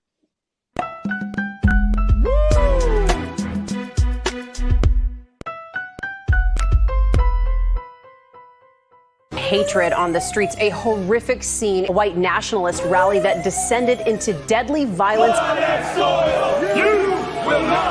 White people are losing their damn minds. As an angry pro-Trump mob storms the U.S. Capitol, we've seen shots. We're about to see the rise of what I call white minority resistance. We have seen white folks in this country who simply cannot tolerate Black folks voting. I think what we're seeing is the inevitable result of violent denial. This is part of American history. Every time that people of color have made progress, whether real or symbolic, there has been what Carol Anderson at Emory University calls white rage as a backlash. This is the rise of the Proud Boys and the Boogaloo Boys. America, there's going to be more of this. Here's all the Proud Boys, guys. This country is getting increasingly racist in its behaviors and its attitudes because of the fear of white people. The fear that they're taking our jobs, they're taking our resources, they're taking our women. This is white fear.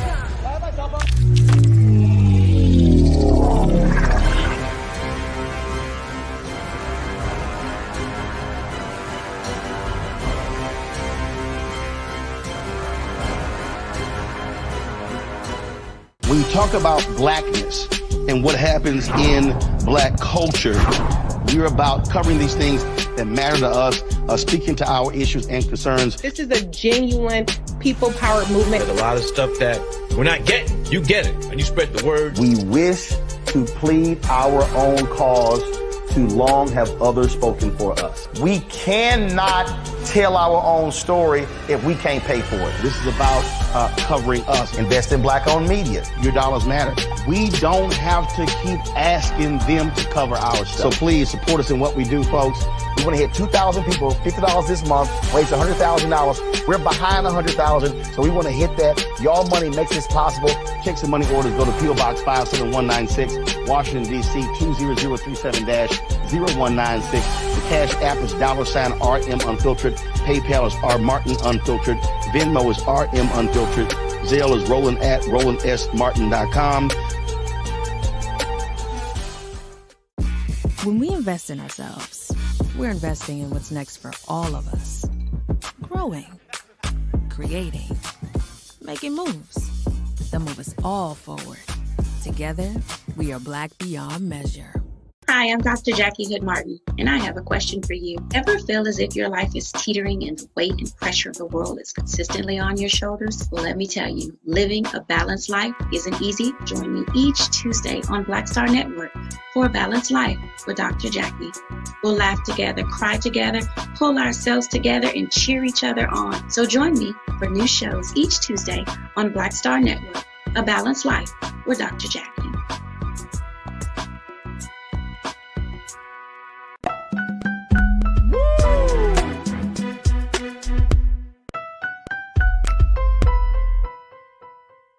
When we invest in ourselves, we all shine. Together, we are Black beyond measure. Don't you think it's time to get wealthy? I'm Deborah Owens, America's Wealth Coach, and my new show on the Black Star Network focuses on the things your financial advisor or bank isn't telling you. So watch Get Wealthy on the Black Star Network.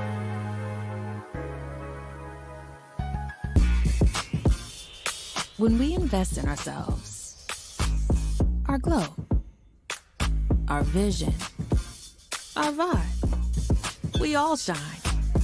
Together, we are Black beyond measure. When you talk about blackness and what happens in Black culture, we're about covering these things that matter to us, speaking to our issues and concerns. This is a genuine people-powered movement. A lot of stuff that we're not getting, you get it, and you spread the word. We wish to plead our own cause. Too long have others spoken for us. We cannot tell our own story if we can't pay for it. This is about covering us. Invest in Black-owned media. Your dollars matter. We don't have to keep asking them to cover our stuff. So please support us in what we do, folks. We want to hit 2,000 people, $50 this month, raise $100,000. We're behind 100,000, so we want to hit that. Y'all money makes this possible. Check some money orders. Go to P.O. Box 57196, Washington, D.C. 20037-0196. The Cash App is $RM Unfiltered. PayPal is R Martin Unfiltered. Venmo is RM Unfiltered. Zelle is Roland@RolandSMartin.com.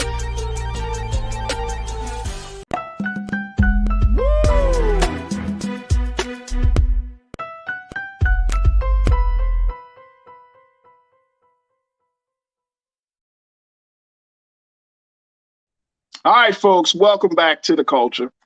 For the final segment, we wanted to switch gears and end the show out on a high note. I mean, so many things have been happening. I'm so grateful to have a sister on that's going to be joining us in a moment to talk about what we've been seeing. And more importantly, you know, where we are with our growth, our development, when we're talking about the struggle of Black men and Black women in this country, as it relates to the great demonstration that took place on October 16th, 1995. Now, I was 16 years old when I traveled to Washington, D.C. with my father and my brother, and we stood out there on the mall in Washington where we were able to get to the front and ended up in the middle somewhere because of the number of Black men. Sheer joy, sheer love, just absolute. I've never experienced anything like that, especially at a 16-year-old. Never experienced it. And I remember when I talked about going to the Million Man March, I kind of served two purposes. One is I was trying to organize other Black men, other Black boys from my school. And I went to an art school in Baltimore. I was trying to organize other Black boys to go. They looked at me like I was crazy. One of my homeboys at the time said, "Man, you're going to go out there and get killed." And I said, "Well, you got to stand for something." We got to stand for something, right? But we organized, and I tried to happen. Didn't happen. But when I came back to school the next day, they were all just very, very proud, and they saw it on all the news stations and C-SPAN. So I was organizing in that space, but then I also helped out with the local organizing committee in the city of Baltimore to help to get young people in the city to get on a bus and to make the move down to the Washington to the Million Man March. Because the call coming from the Honorable Minister Louis Farrakhan for us to atone, the call come us to reconcile our differences and to atone for our sins, reconcile our differences, and to take responsibility for ourselves and our community and take personal responsibility first, resonated. And it still resonates with me.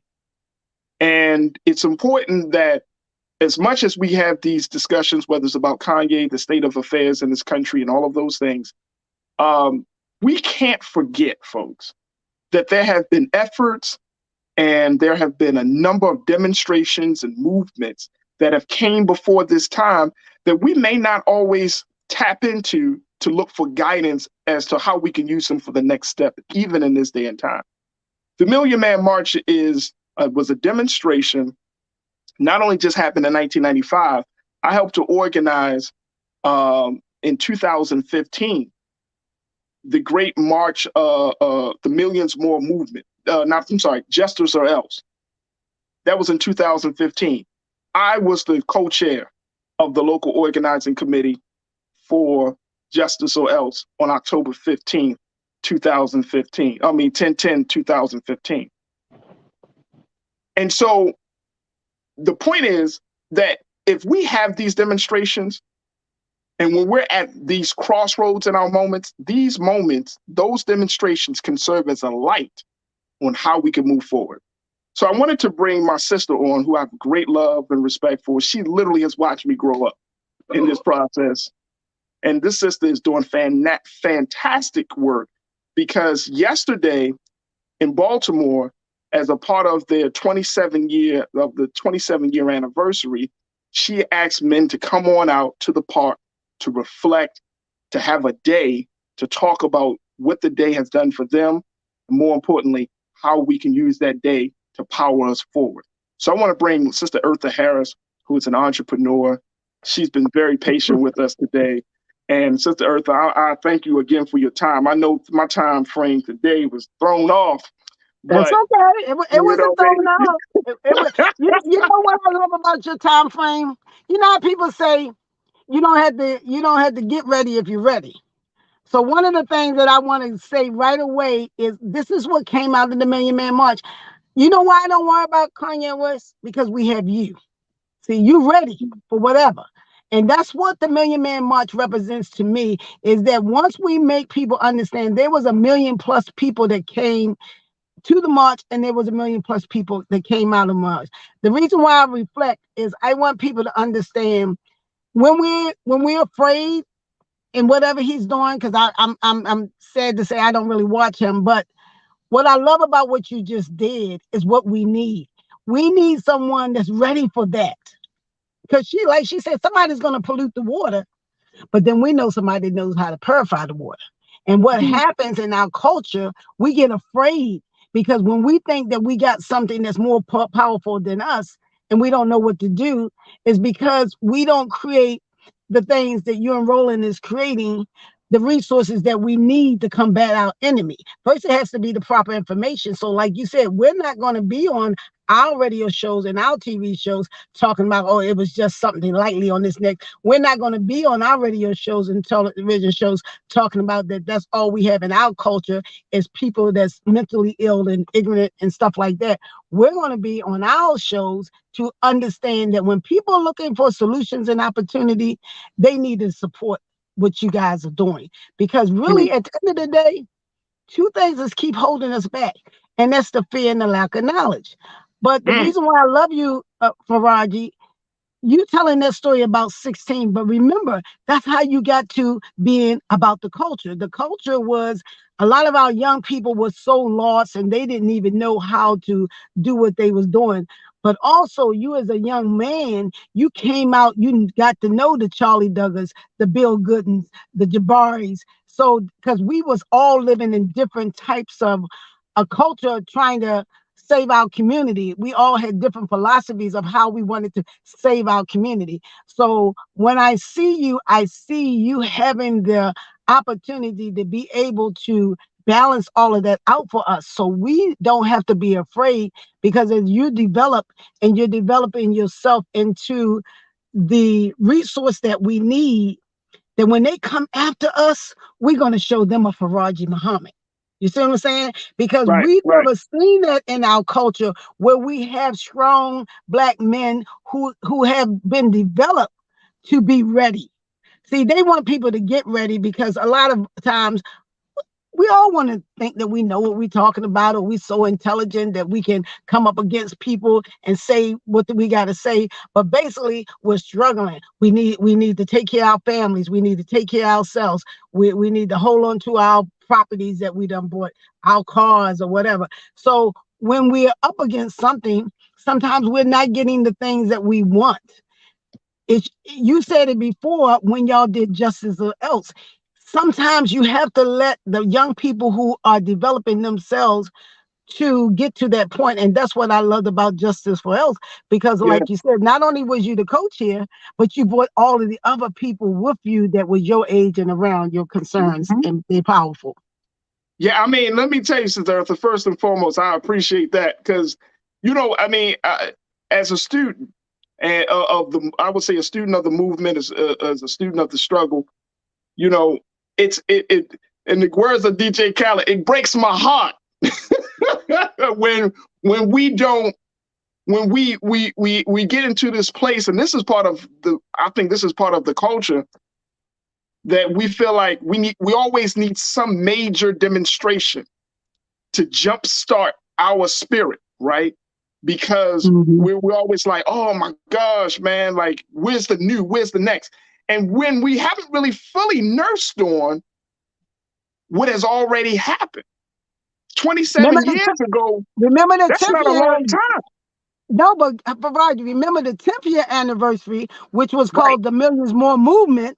Minister Farrakhan said, go do more what you're already doing. You're already doing it. We don't have to create the Million Man March no more. Stop thinking it's going to be another Million Man March. What you need to do is do more of what we was already doing, because all of those people that was working hard and all of us that had all of this stuff that we was trying to achieve, the minister even seen that. I think that's why he had this great picture of all of these Black men coming together, because he already know the hearts and minds of his people. So when we did 10 years anniversary, we didn't come back out and say, guys, we getting ready to do a Million Man March again. He said, no, do more what you want to do. And I loved it that even, like you said, all of the marches after the Million Man March, we had the Millions Women March, we had the Million Youth March, we had Millions for Reparation, we had the Million Family March.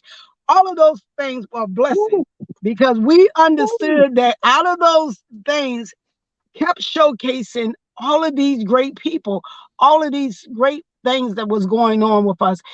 And when I even look at Roland Martin and the things that you're doing, and even when you was at Morgan, those things developing. People don't even remember that we got a Black president after 1995.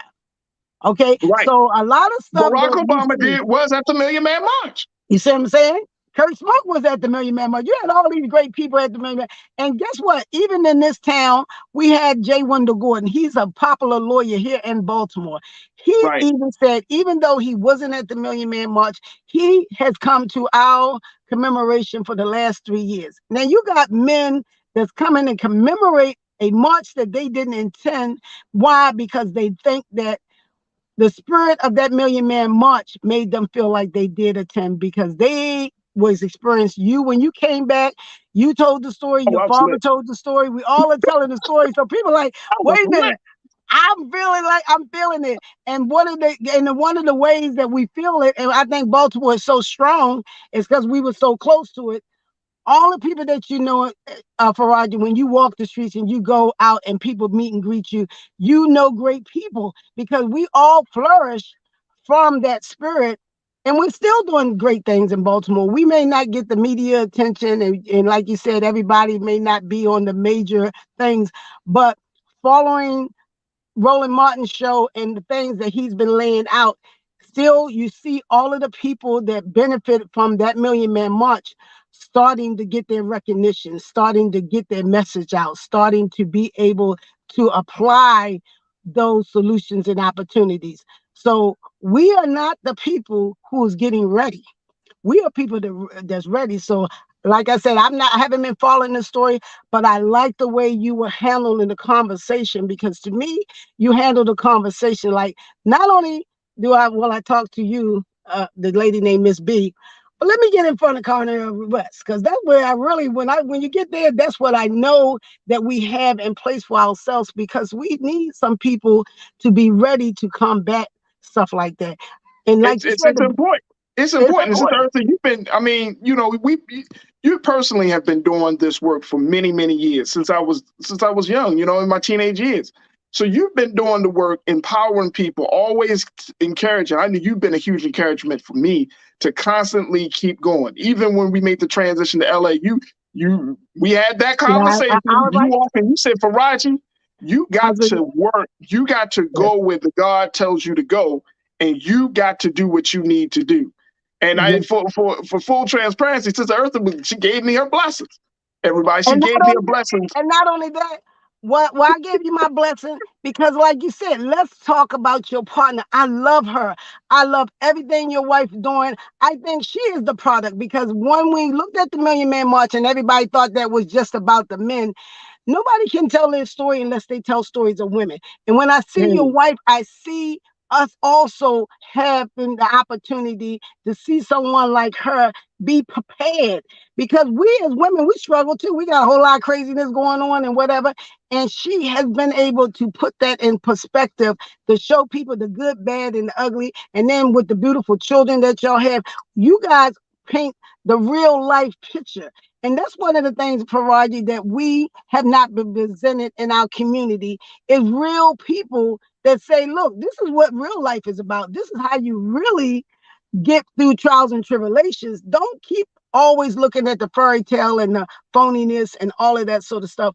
Get connected with solutions and opportunities. So as you develop, and like you said, your beautiful children develop, we the ones that will pull into our culture. We will be the ones that can control what this is going to turn out and look to be. I love the fact that you're connected to so many people are artists. So many of our young people, they want to be in that field. You have helped so many people be able to present that in a way that is not all of this negative stuff. You see what I'm saying? So that is part of your culture, and you've been doing a good job with that, I think. Well, I appreciate that. And I know that the big question has often been asked, Sister Eartha, has been, and Reggie, you checked in from Facebook, you asked this question, and folks always ask this question, but I'm going to attempt to answer it. Then I'm going to have Sister Eartha answer it when you pose this question. What came out of the Million Man March? Well, let me just share with you. One, when we look at any march or any demonstration from history, how many of us truly asked that of the March on Washington? Do we say, oh, that March on Washington wasn't significant? Or do we say that March on Washington was an organizing, galvanizing moment to bring a certain vision across? No, we look at it as an opportunity for us to talk about the vision. When we bring up, and I'm not saying, Reggie, that this may be your spirit, but I'm saying when you ask, well, what came out of the Million Man March? If you go to look, and you can Google it, just look at the stories of Black men, in terms of Black men who when I was 16, where they are now. That's first. Look at the number of Black men and Black families that adopted children. Look at the number of Black men and Black women that were empowered to run for office. We just talked about that. Look at the number of Black men and women who decided to change their life from a life of crime and violence to becoming peacemakers. When you look at the culture and the talk back in 1995, what were some of the biggest movies that were in theaters during that time? You had Boys in the Hood, you had Menace to Society, we had gangster rap. Mediums, entertainment that showed that Black men were a number one threat, public enemy number one. But I heard the Honorable Minister Louis Farrakhan say, really, we're public enemy number two. But it created a view of Black men where we were the most dangerous. If you saw the conversation, if you saw what President Clinton, he left town. You saw what Newt Gingrich said about us. This was around the same time, a little bit around the same time when Hillary Clinton chastised the exonerated 5 in the Central Park rape and rape. I mean, when you start going down the line, Sister Eartha, and I'm glad people bring up the question, but it's like, we got to remember and see, if we, going back to my original point, if we nurse on what's already been done, then we can start to see, okay, how can we use this for the future? Here's the other thing. If there is the document that is online from the Million Man March, from the Million Family March, a political document that was put together. The document talked about the ills and the issues facing Black America at that time. Now, the document does not have all of the answers, but it was a starting point for a conversation about politics, economics, healthcare, and so many other issues. This stuff comes out of the Million Man March. But the march was not a political movement. It was a spiritual calling. And I think, Sister Eartha, that a lot of folks tend to overlook that part. The minister did not call us. And let me say that 80 to 90% of those Black men who showed up were actually Christian. The minister did not call us to go to the mall so we can vote. He didn't call us to the mall about a policy. He didn't call us to the mall to start a political party. He called us because he saw that the inward Black man was in need of something bigger, better, and something more stronger, which was atonement, reconciliation, and responsibility, and for us to be redeemed in the eyesight of our Creator. And then we can become redeemed by our families and our communities that we came from. So it was a spiritual calling. I never, and it's something, Sister Eartha, when you talk about, when people say, well, what came out, and it's like, you have an enlightened consciousness. No, I'm going to make it simple for you, because I do this every day with my eyes closed. Didn't we just tell them that you came out of the Million Man March? See, what people do, Faraji, they want to be complicated. So the first thing when I do is when somebody asks me that, I ask that gentleman, hey, did you go to the march? So if they answer yes, I tell them, then you're the one that came out. That's what came out of the march. Right. So then you have to be the one that's willing to say, let me tell my story, and because unless you feel like you ain't no good and you ain't did nothing or whatever, then tell that. Don't put everybody in with you, because one of the things that I told you, and I really want you to understand where I'm coming from, and it is not to blow your head up. You must make people understand you can't tell everybody's story. When they want to know what come out in the march, let them keep holding that conversation with you, because you were 16 years old. So if nobody doesn't understand, and plus you were part of, like I just told you, the grassroots community, you played a big part of that. You was on the organizing committee. And then the other strong part was the nation. You know all about that. So if anybody wants to feel like, what is it and how do we mold this, they need to get it from a person that was 16 that has this 27 years of experience to put everything in perspective. So you're the one that came out of the Million Man March. Now, the problem, what we say that, Faraji, and again, I do this with my eyes closed. A lot of people say stuff because they don't want to do nothing. You just named several things that we're supposed to go back to our community to do. So regardless whether we want to figure out what came out of the march, let's figure out this. What part do you want to do? Do you want to go adopt a child? Do you want to go open up a business? Do you want to go back in the school system? Because there were so many great things that people were already doing. We enhanced that. You got a gentleman here in Baltimore named Edwin Advent. He is president of the Collegiate School for Boys, Black-owned boys school. So won't you go up there and help that brother out, teach our young boys to do what we need them to do for our community. You have people like Renee Irvin. She has a Queen organization. You have schools all over this country that people are putting together. So what happens, Faraji? The mentality of our people that want to try to make something that historically happened. That's why we're going to tell a story, because you can't take away, like you said, the truth.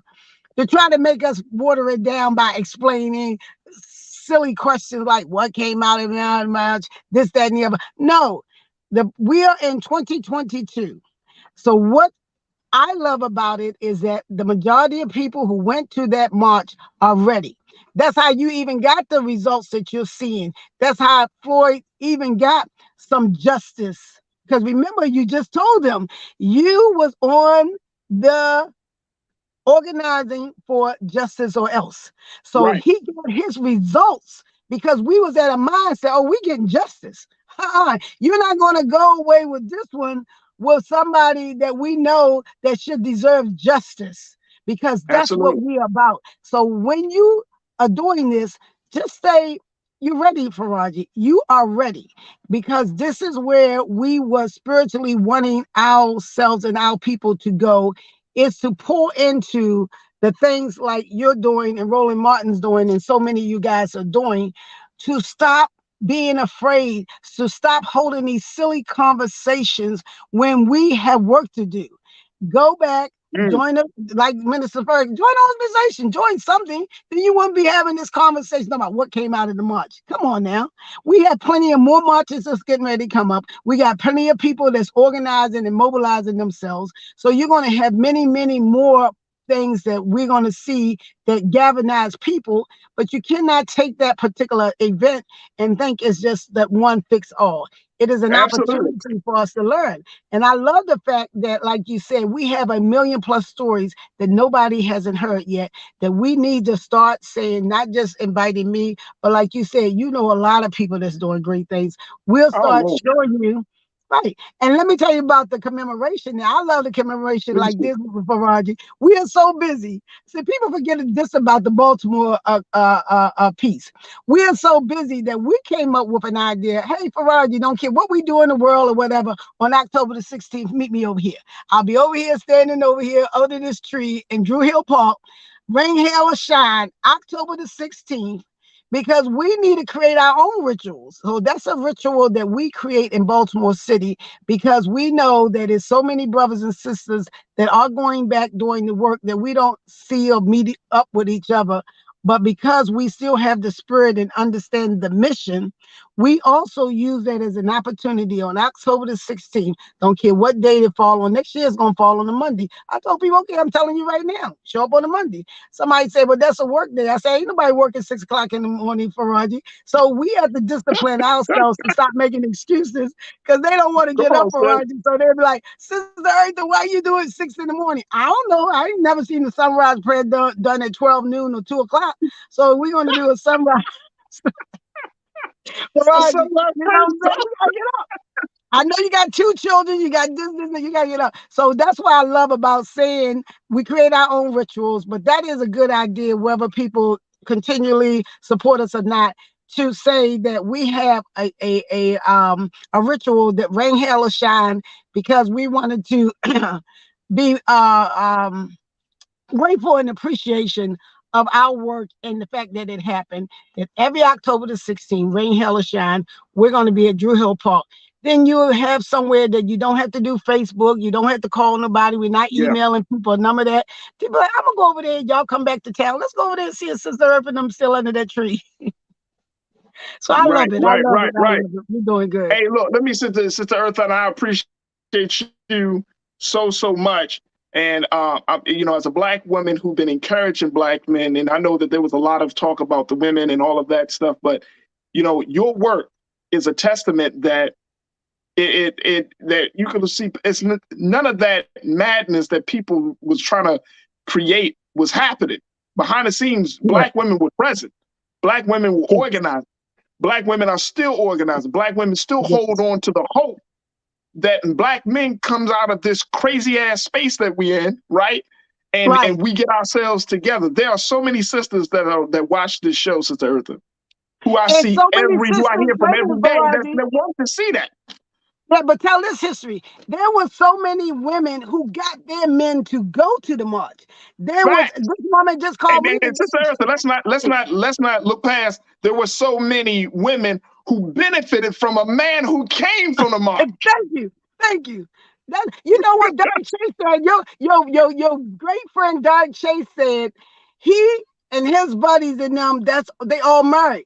most of the men that they deal with, they married, they got families, they trying to do right by the spirit of that. So that's why I tell you got to hear those strong brother stories. Here you got a person in town, Derek Chase. He does a lot of great things. He's married. He created an organization called the International League of Families. It's the 7 families. They meet every Sunday because you got to stay with your tribe in order to be strong. Because you hang around the wrong people, you can be going another direction. So they created their own rituals where they stay together, married couples deal with issues, deal with their children, because they want to have that representation that we can create that greatness among ourselves.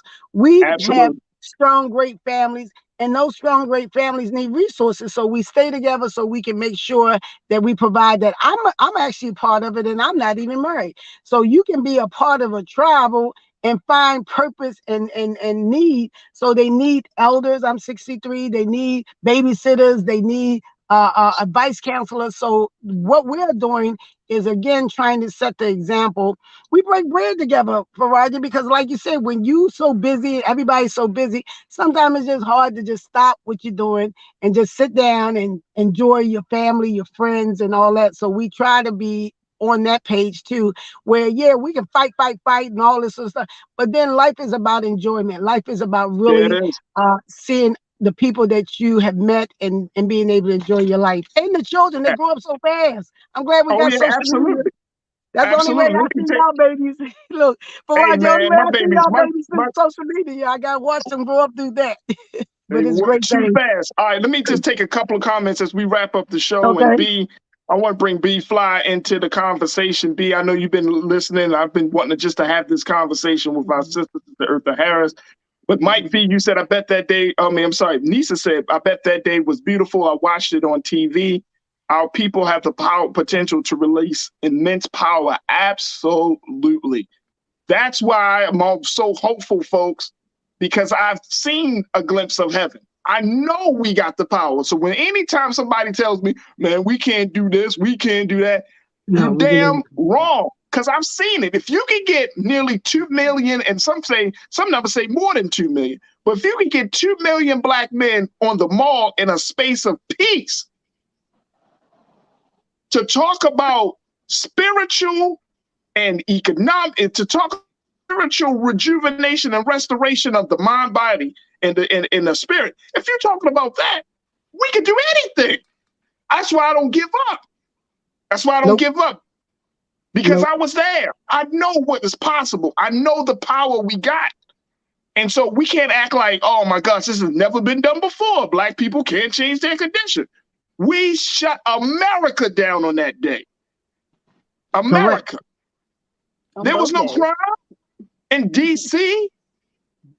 We shut America down that day. But and I want to make sure, if y'all haven't seen it, you go to the films, go on YouTube, listen to the stories, and brothers, if you were there, you know what I'm talking about. Also, I want to make this point because she was talking about things outside of our minds or human, but there was a God present that day. So if you never believed in a high power, Sister Eartha, let me tell you something. I just want to say this very quickly. No, I'm in full agreement. Let me tell you, I was up there like the AB. I was up in that piece, like, you know what I'm saying? Shoulder to shoulder. Ain't nobody fighting. No. Ain't nobody. We had white people there. There were white people on the mall. Couldn't believe it. Couldn't believe their eyes. And guess what? They stood right there. Listen to Jesse Jackson. Yes. Minister Louis Farrakhan. Yes. Brother Allende. All the black men that wanted to say something and speak to us, standing right there. Yeah, look, man, don't tell me what's not possible, because I've seen the impossible possible. I've been there. I've seen this with my own 2 eyes. So there is a serious situation here. Mike V, you said 1 million black men didn't destroy the nation's capital over their grievance with the state of things at hand. Facts. Correct. And every time we came back to DC, whether it's the Millions More movement, whether it's the Million Youth, whatever the justice or else, nobody destroyed the state capitol. Correct. Because why? God was present. That's what it is, y'all. And that's why we say believe in God. If you didn't believe in God now, you should believe in 27 years ago. And we always say, long live the spirit of the Million Man March. Long live That's the where we spirit, can man. put it in. If you want to put things in perspective, because like you said, everybody's an individual person, but talk about the spirit, because the spirit is so powerful that, like you said, you put it in its right perspective, you can accomplish everything.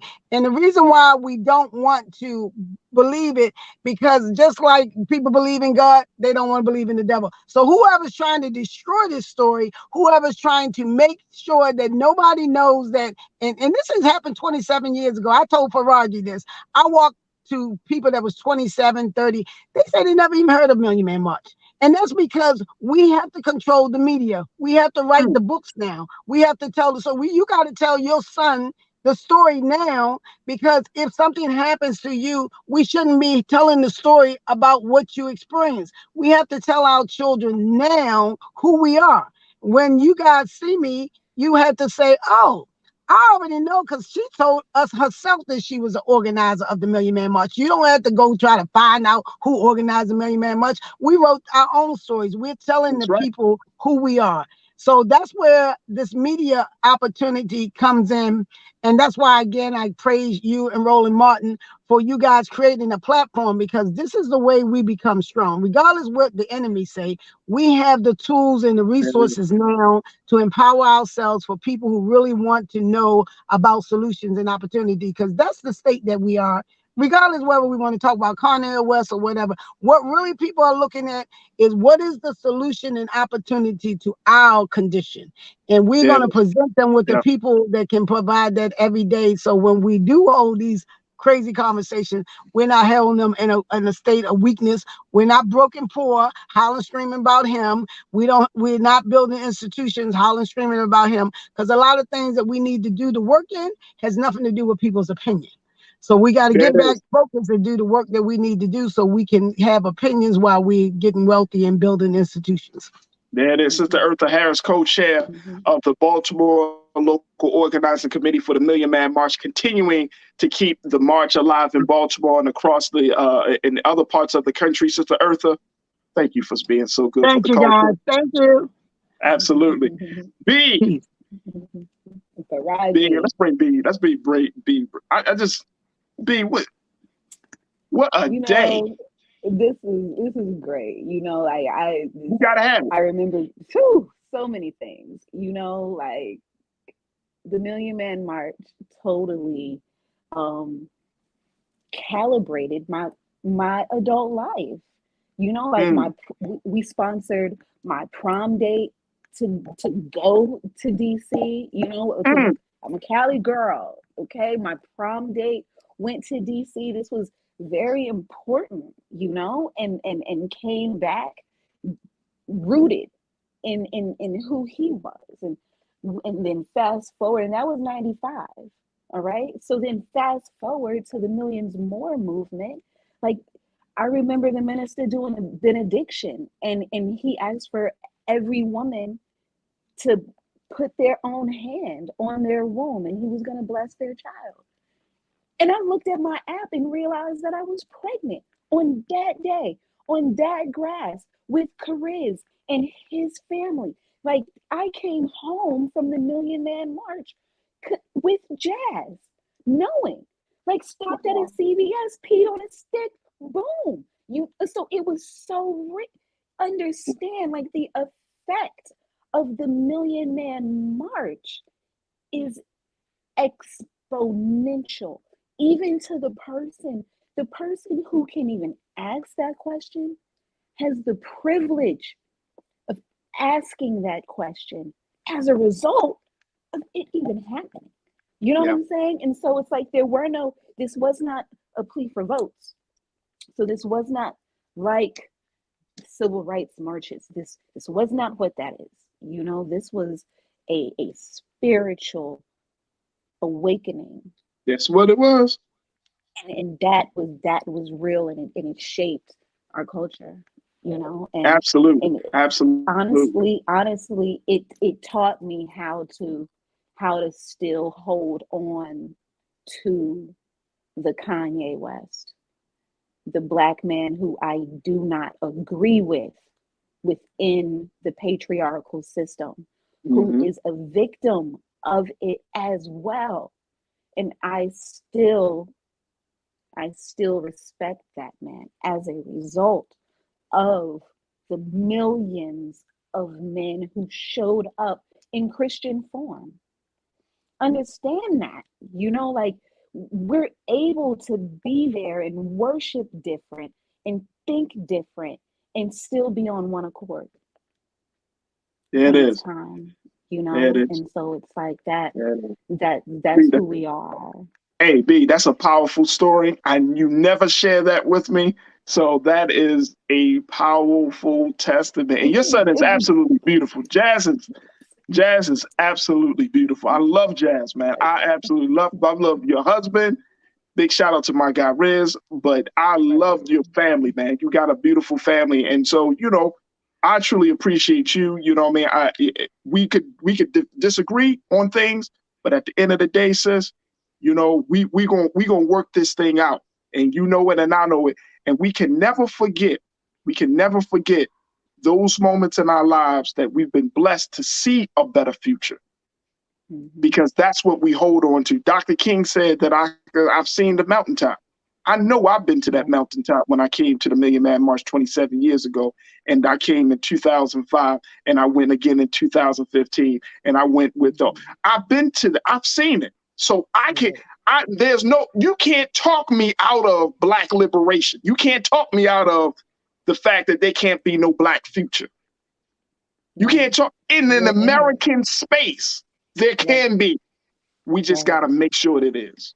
All right, B, I got to go. We've been well over time, but I appreciate you for being on the show today. Thank you, sis. It's good to reconnect with you. Love you much. Thank you. Shout out to everyone. Absolutely. See you next week. Be fly, check it in as always. Thank you so much, B. Peace, bro. Good to hear from you. All right, folks, that's going to do it for us. I thank y'all for spending a little extra few minutes with us today. Had to get some of these conversations out, but y'all know how the spirit go. But I am eternally grateful for your patience to stay tuned in today. So thank you. Big shout out to my online culture crew. What a day! Just a little something to get your Monday started. So big shout out to all of you that tuned in, that participated in the conversation, and let's continue to promote the discussion. Make sure y'all do go to Black Star Network, download the app. Make sure you tell your friends and family about it. These are the discussions that we need to happen, and that's why you got a space like Black Star Network that's designed for these conversations. You may like it, may not agree with it, but guess what? They need to happen because it's all good for the culture and for the betterment of our people. So big shout out to all of you for your continued support of us here at Black Star Network. Make sure you follow me on my social media platform. You can find me at The Real Faraji on Instagram, Faraji on Twitter, and Faraji Muhammad on Facebook. I love to connect with you, love continue to build with you, and let's continue to have these discussions. Stay tuned. Up next is Roland Martin Unfiltered, 6 p.m. Eastern Standard Time. RMU is coming at you. But as always, never be afraid to challenge what's wrong. Stand for what's right while being yourself in the process. God willing, we'll talk tomorrow for another exciting edition of The Culture right here, exclusively here, only here on the Black Star Network. Peace.